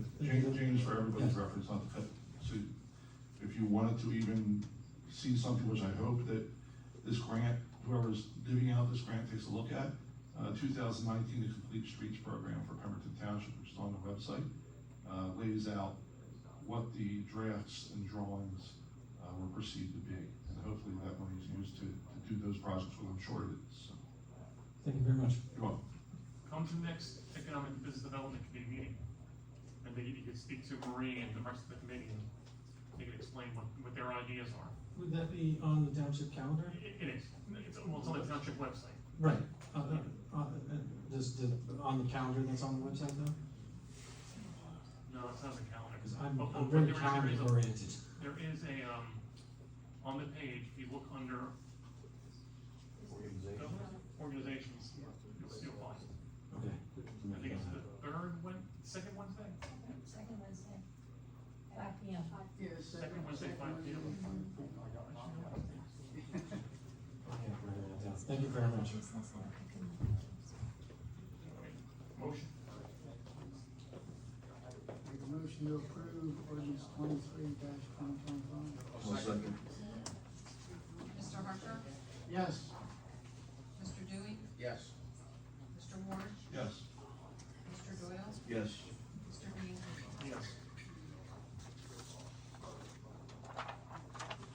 ordinance number 24, 2025, an ordinance establishing 2025 salaries for Candace Pennywell, Chief Financial Officer, effective July 1st, 2025. Open comments? Discussions of council?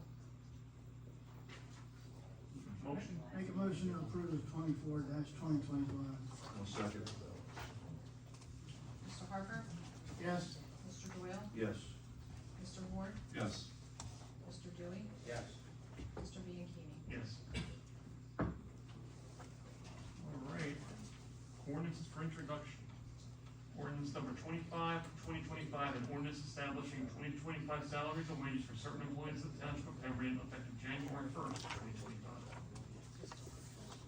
Before we go any further, Amy, what's the date of the next meeting?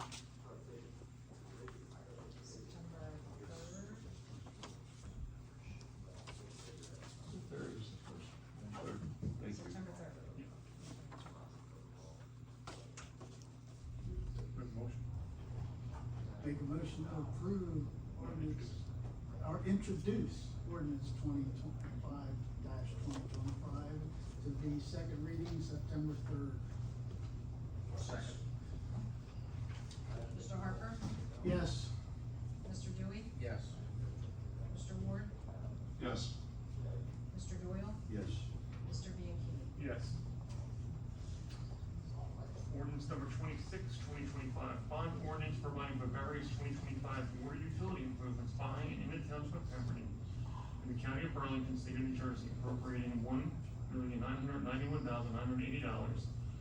Therefore, and authorize the issuance of $1,892,381 bonds or notes to finance part of the cost thereof. Council President, can I make a statement before we vote on this if possible? Okay. Sorry to hold things up. I was asked from several different people why I voted this down at the last meeting, including the Doug, hopefully you're listening, the Pine Barrens Tribune, who tried to get in touch with me for a comment. But I told him I'd give a comment tonight. So this is why I believe this is a bad idea, okay? We bonded over the past 2 years, 2023 and 2024, $1.5 million for the same project.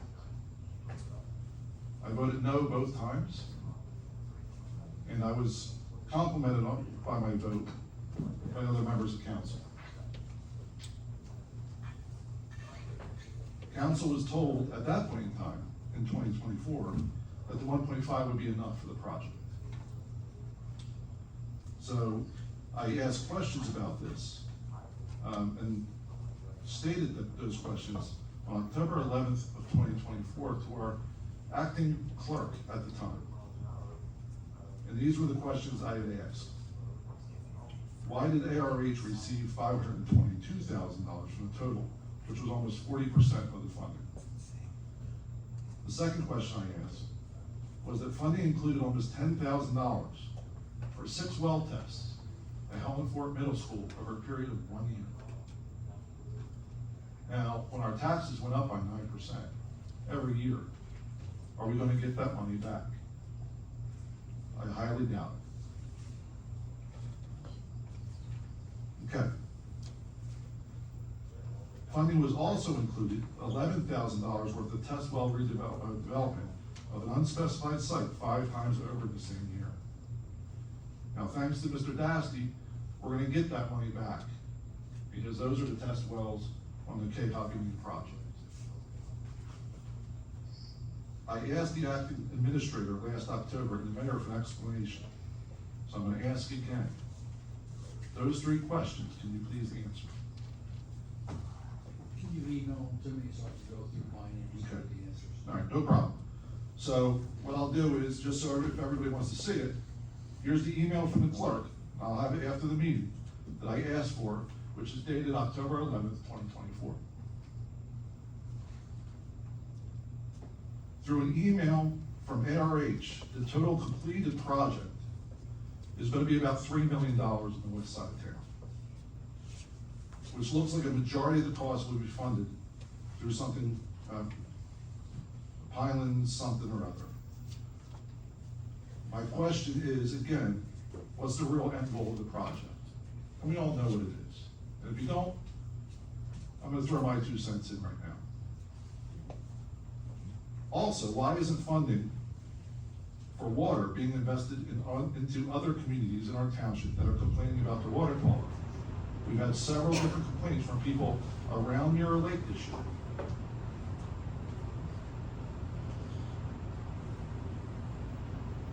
And then the final cost, if it is close to $4 million, which is what's going to be spent, what's the Marin Township's return on investment over the next 5 years?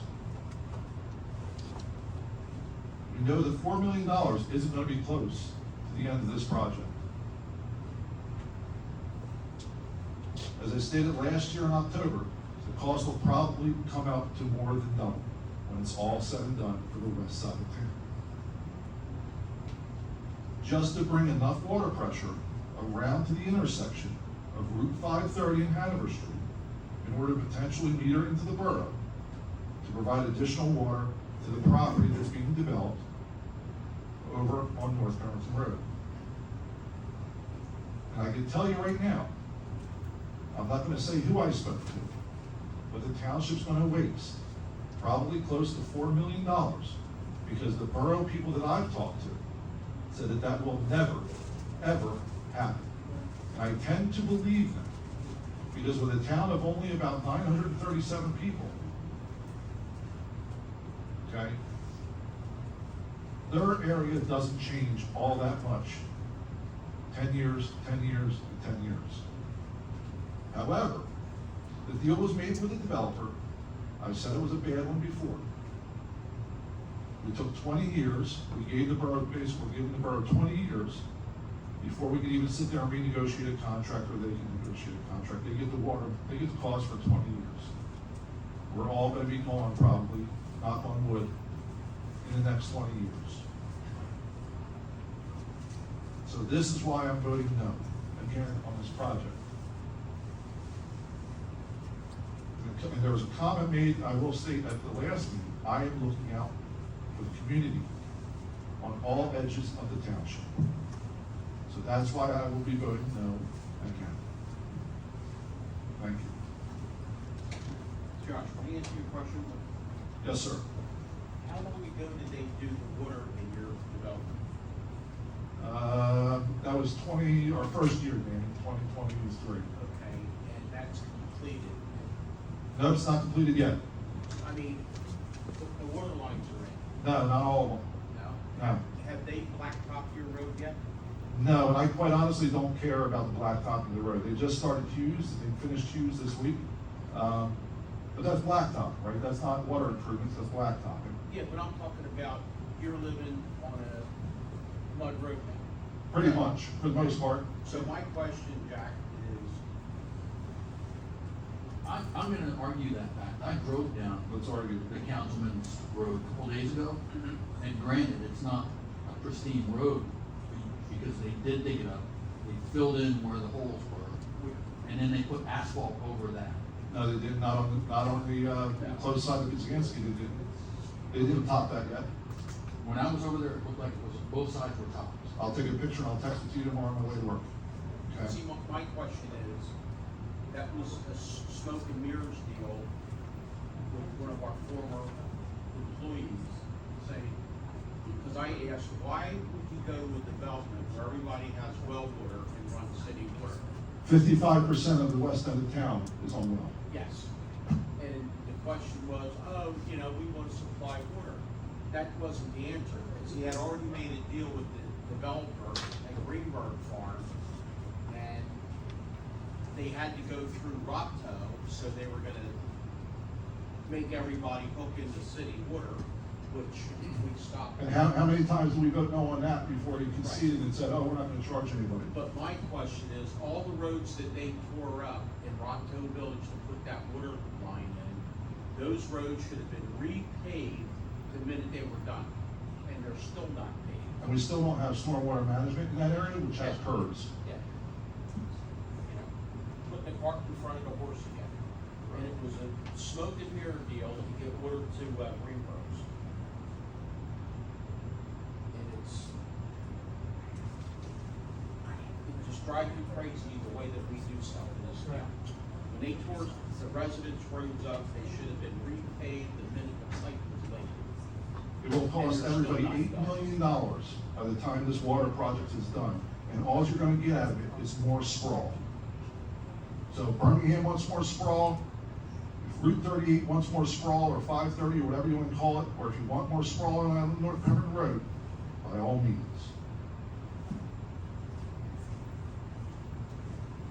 That was the prior administration, more damage done to the residents. No motion.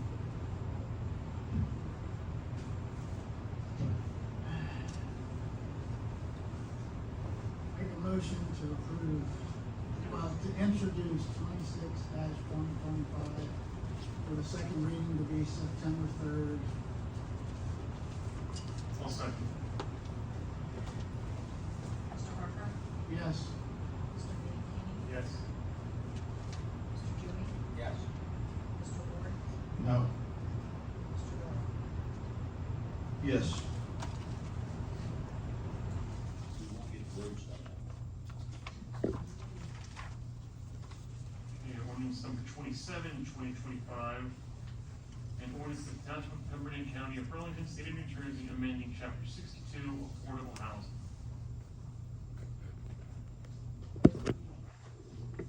Motion?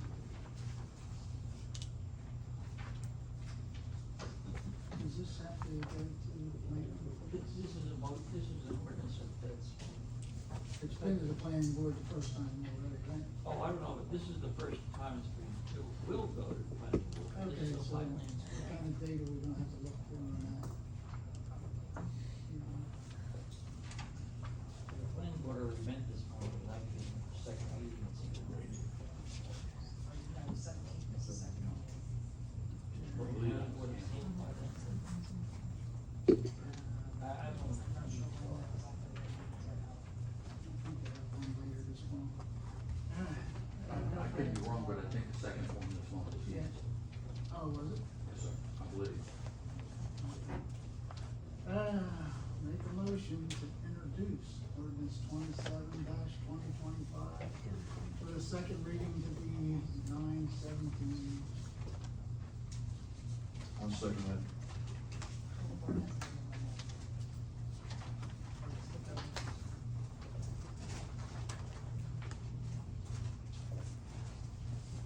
Mr. Harper?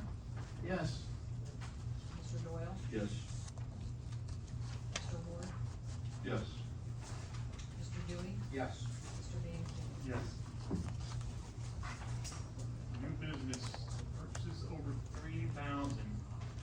A1, Public Works, upgrade the fire alarm system at municipal building and wastewater treatment plant Council laboratory from AFA for, Wasn't that approved under the consent? no, we left new business out. Oh, Yeah, my apologies. no worries. Upgrade the fire alarm system at municipal building and wastewater treatment plant laboratory from AFA Protective Services in the total amount of $4,775.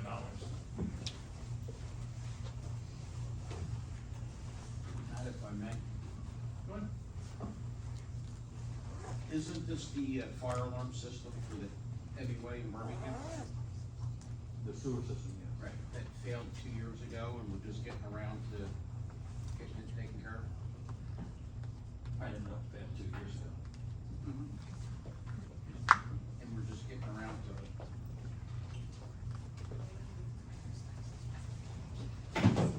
At least we're getting around to it. Oh, yeah, you rushed into stuff. I'll make a motion, we approve new business 11A1.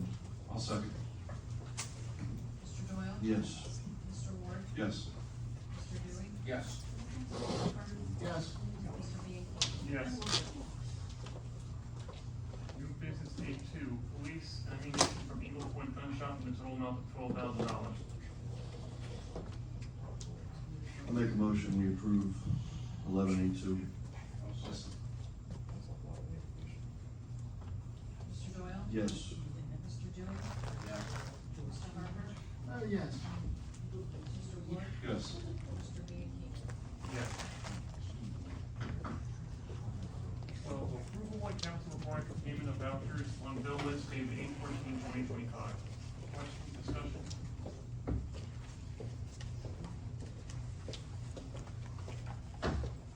I got the same comments I make every meeting. What's that? Just record them and play. Yeah, I should. I mean, you know, it's a waste of my, good oxygen. But I see where, when I finally talked to Mr. Wonderful into buying paper by the pallet, he was, oh, we saved over $200 by buying it. But we had to unload the truck and get people involved and then deliver it. So I'm going through the bill list and I'm circling all the different departments that bought paper and toners. The one thing that he did like, but I'm not crazy about the price, the $190.54 at least for all the machines, but at least they're all the same. This is one of the reasons where I suggest that we get a purchase agent in here, where we could have a couple toners in stock, you put it out to bid, you get the best price, somebody needs a toner, we have it. Same thing with the paper. There's just so much wasteful spending on this bill list, and it's insane. I might be wrong, I'm not, I'm not the CFO, you'd have to check with her, but the way it was explained to me, because I had the same question about some other things going on, but they buy in bulk, but they have to, on the bill list, take it out from each department's budget. And they're still buying in bulk, but they're taking it out separately, so they can. How can they be buying it in bulk if they're buying it from Mason? If you, it tells you where the toners come from. Just going by what I brought up on uniforms, because. The uniform, I don't have a problem. But it was bought in bulk, and they had to separate it out. I don't have a problem with that. It's all the other stuff that kills you. You know, they'll spend, they walk over $1 to pick up a dime.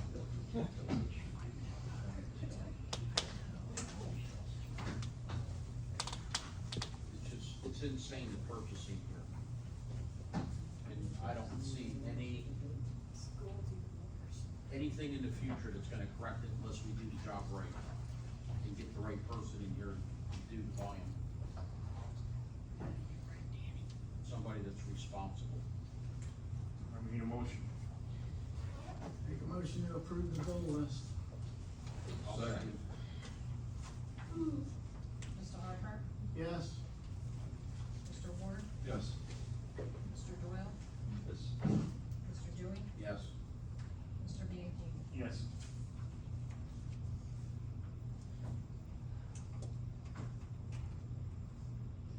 Solicitor's report? We had a meeting today with one of the redevelopers who signed a redevelopment agreement 2 or 3 years ago to build property on, I think it's on Spruce. And we had a good meeting. We're gonna work out that contract and make it look a little better for the town. I think very much better for the town. So, we have resolved the one with KFAB. We're about to finalize the one with, for the borough in terms of buying water from the borough for a long period of time, which will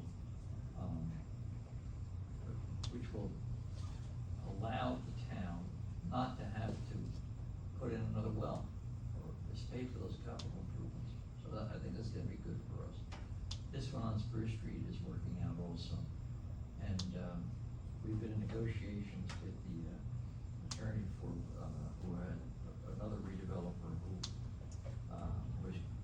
has an agreement with the town. It's about 3 or 4 years old to develop the bowling area of town, but I think we're working that out also. The prior agreement, the agreement, which is in writing, didn't have that developer paying for its fair cost or fair share of the water that the borough, that the township paid for. In other words, we bought the borough water system 4 or 5 years ago.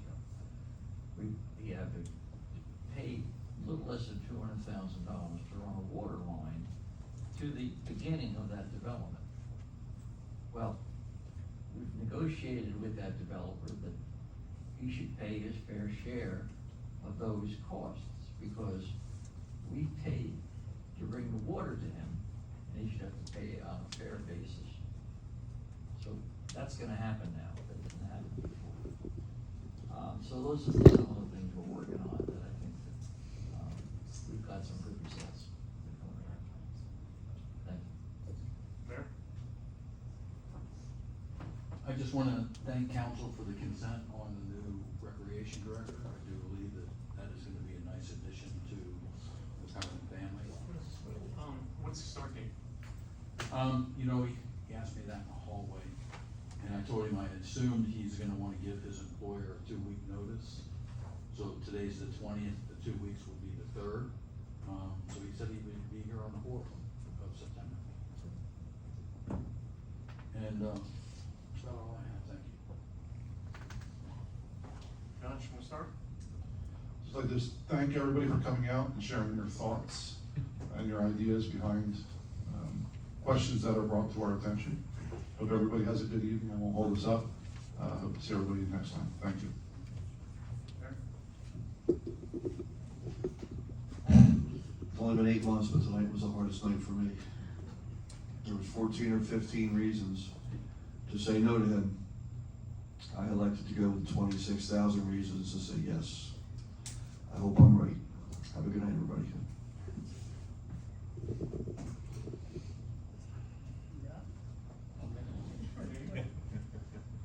Jack, last Tuesday, I called Jersey Central Power and Light, and I asked him when the, lights for the ball field and the football field were gonna be connected.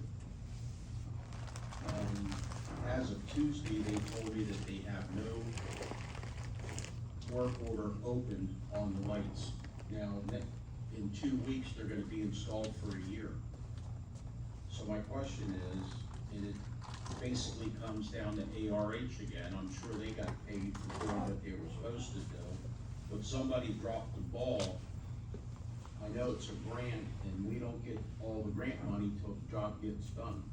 And I just, for the life of me, can't figure out, the Monday after the lights were installed, they weren't called and had a work order scheduled to get these lights done.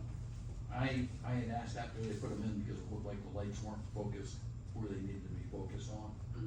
And I did get an answer, and to be honest, it was a year ago, I can't remember what it was. I thought they'd been wired in and already adjusted, No, so. because I know prior to them putting the lights in, we had to do a survey for Jersey Central to make sure we had enough power to light the lights, This will be another email before I go home. okay? You know, because they would have been an asset with the night out, as dark as it was, with everybody crossing the road to have a little extra light. And I was informed they're not even hooked up, so I took the liberty to call Jersey Central. And as of last Tuesday, there was no work order initiated to do the job. And I honestly don't know if it's Jersey or PSE&G. It's Jersey Central. If we have a mix of it in town. Well, PSE&G is Birmingham. Pemberton Township is ACP&L. During the carnival, one of the gentlemen that's involved with setting up the carnival for St. Anne's approached me and said that power panel out there that they're using is outdated. It needs some attention, and I told him that I would bring it up at this meeting to see, Actually, one of our residents who's very involved with the carnival and also a leader within our fire department and the girls' fire department approached me and informed me that there's a lot of problems with the electrical that feeds that field. And I knew I wanna say bandstand, I don't know what you would call that, lean-to thing. I know that needs some attention, and one of the public works guys said that it would be easy enough to put some kind of roof on that to protect it. So I'm hoping council will be able to work with me next year when we look at that field, and try to make some improvements to the existing, facilities that we utilize quite regularly there. do we have any other big events scheduled for the rest of the year there? I talked to our new, recreation director, I think the next big event that we would be doing would be the Fall Fest or the Trunk or Treat or whatever you wanna call it, out here in this field. I told him that when he comes in, we're gonna have a conversation and he's gonna definitely hit the ground running. I would love to see that still go,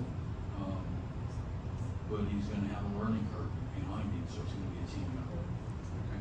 Well, I mean, I think with this panel, we shouldn't wait till next year, we should get somebody on that, because we don't need anybody electrocuted or. I understand, Councilman, but, I mean, we have a budget, it's been established, and I don't know if that was called out for this year's budget. I don't know. So if we do that, where do I take the money from? Well, you can't make decisions by crisis. You know, if it's a safety concern, you know, there's quite a few people there, I mean, it should be. Dan, I agree wholeheartedly. I mean, there's just some logistics, the carnival just ended, we gotta figure it out. Okay. Saturday, 1 o'clock at the Country Lakes Clubhouse. It's back to school, the coupon. Okay, they're gonna be handing out school supplies and book bags to the kiddies in Pemberton Township. I'll be there. Harry can make it, you know, cause we have more than two there, if it's a community thing. Just make work. Are we there for school? No, I'm a zero liability to this thing. I have no kids in school, I live on a county road. Okay? Yeah, so, you know, if you have grandkids involved in the schools in Pemberton Township, please attend and get your goodies. It starts at 1 o'clock. Other than that, I'd like to thank everybody for hanging in there. I'm not a grumpy old man, I'm just fighting for you guys. You know, there's nothing better than do it right the first time. Okay? Thank you very much for attending, and we'll see you at the next meeting.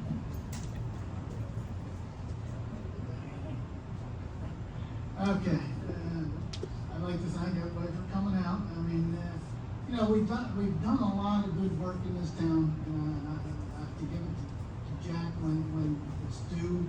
We've come together on a couple different things in the last couple of weeks, and, you know, the council is involved, and we've worked through some issues, as Jerry was saying about some developers, something else that popped up in the town that, you know, needed some attention.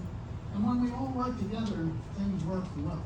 You know, I mean, there are a lot of good committees that are going on. The Economic and Development Committee is trying to do a lot of things, you know, in a positive direction for the town to help improve the look of the town and the way the town is. I was at a environmental committee meeting last night. You know, they're looking at there's some green acres grants out there to preserve some more land in the township, and hopefully tomorrow afternoon, with Jack's approval, I can meet with the recreation director to go over some of that stuff, because I'm kind of like the middle guy on that. He's still working for Wellington. I mean, no, I'm sorry, not community development, I'm sorry, I had that director on my mind, but, you know, we like to, you know, try to move forward. There's a, you know, grant process and all, and, you know, she has, the environmental committee can make suggestions, but it takes, you know, her to do some of the things that have to be done as far as the applications and stuff. But, you know, these committees, you know, they work for free, but they do good things. They're trying to help the community out. They've, you know, talked about some rain gardens and stuff, because unfortunately, the DEP, that's one of their new methods of purifying the rainwater. You know, they want more rain gardens in the town, and we have to do what we can with the grants that they'll give us for that kind of stuff for rain purification. You know, but hopefully we can keep moving forward in those things. Yeah, it's just a lot of good things if we all work together, and I think we can. You know, I mean, you know, even among Festivus. You saw tonight, we had some split votes up here. Yeah, doesn't mean we don't like each other, you know, we never said we were always gonna agree on things, you know, sometimes it's a tough night, you know, but, you know, at the end of the day, you know, we wipe our hands off and, you know, go back to work for the best of the town, you know. That's all there is. We're never gonna totally agree on things. You know, but it takes a village, and that's, I think we're moving in that direction. Carnival last week was one of those great town things. I was out there 3 nights. There was a great, you know, town, you know, response out there. The people were out there having a good time. And we do need those kind of events for the town people to appreciate Pemberton. You know? So, thank you for coming out again. See you in 2 weeks. Have a happy Labor Day.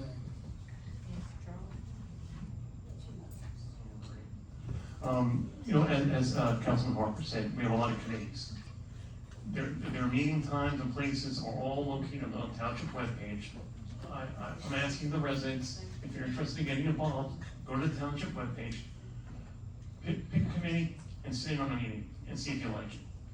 You know, we can't get nothing done, we're not gonna get it done right if we don't have the right input from the residents. We don't make decisions in a vacuum up here. We want input from you to make the right decisions. And also piggybacking on what Harry said, you know, if we can work together, work as a team, we'll get a lot more accomplished. And we definitely don't agree on everything. We have some pretty heated discussions at times up here. But at the end of the day, the decisions that we make, whether we all agree on them, or we split 3-2, 4-1, what have you, it's always the best interests of the town. But today was a hard one. I gotta agree with Perry on that one. You know, this gentleman coming in as new rec director, now I'm not a resident, but we have other department heads that are not residents. Highly recommended, great feedback.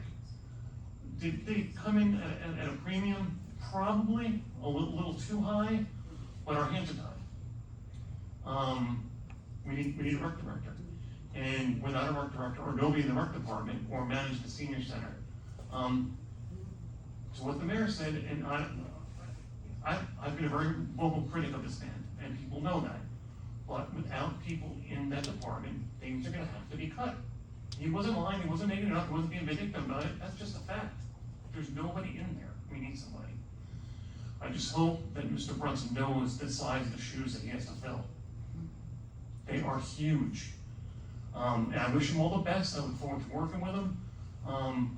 And, you know, if he's watching or listening, you know, we're here to support him and help him be successful. That's what we want. If he's not successful, the town's gonna suffer. So, that's all I got. Thank you for bearing with us for 3.5 hours. But have a great night, have a happy Labor Day. Motion adjourned? Yep.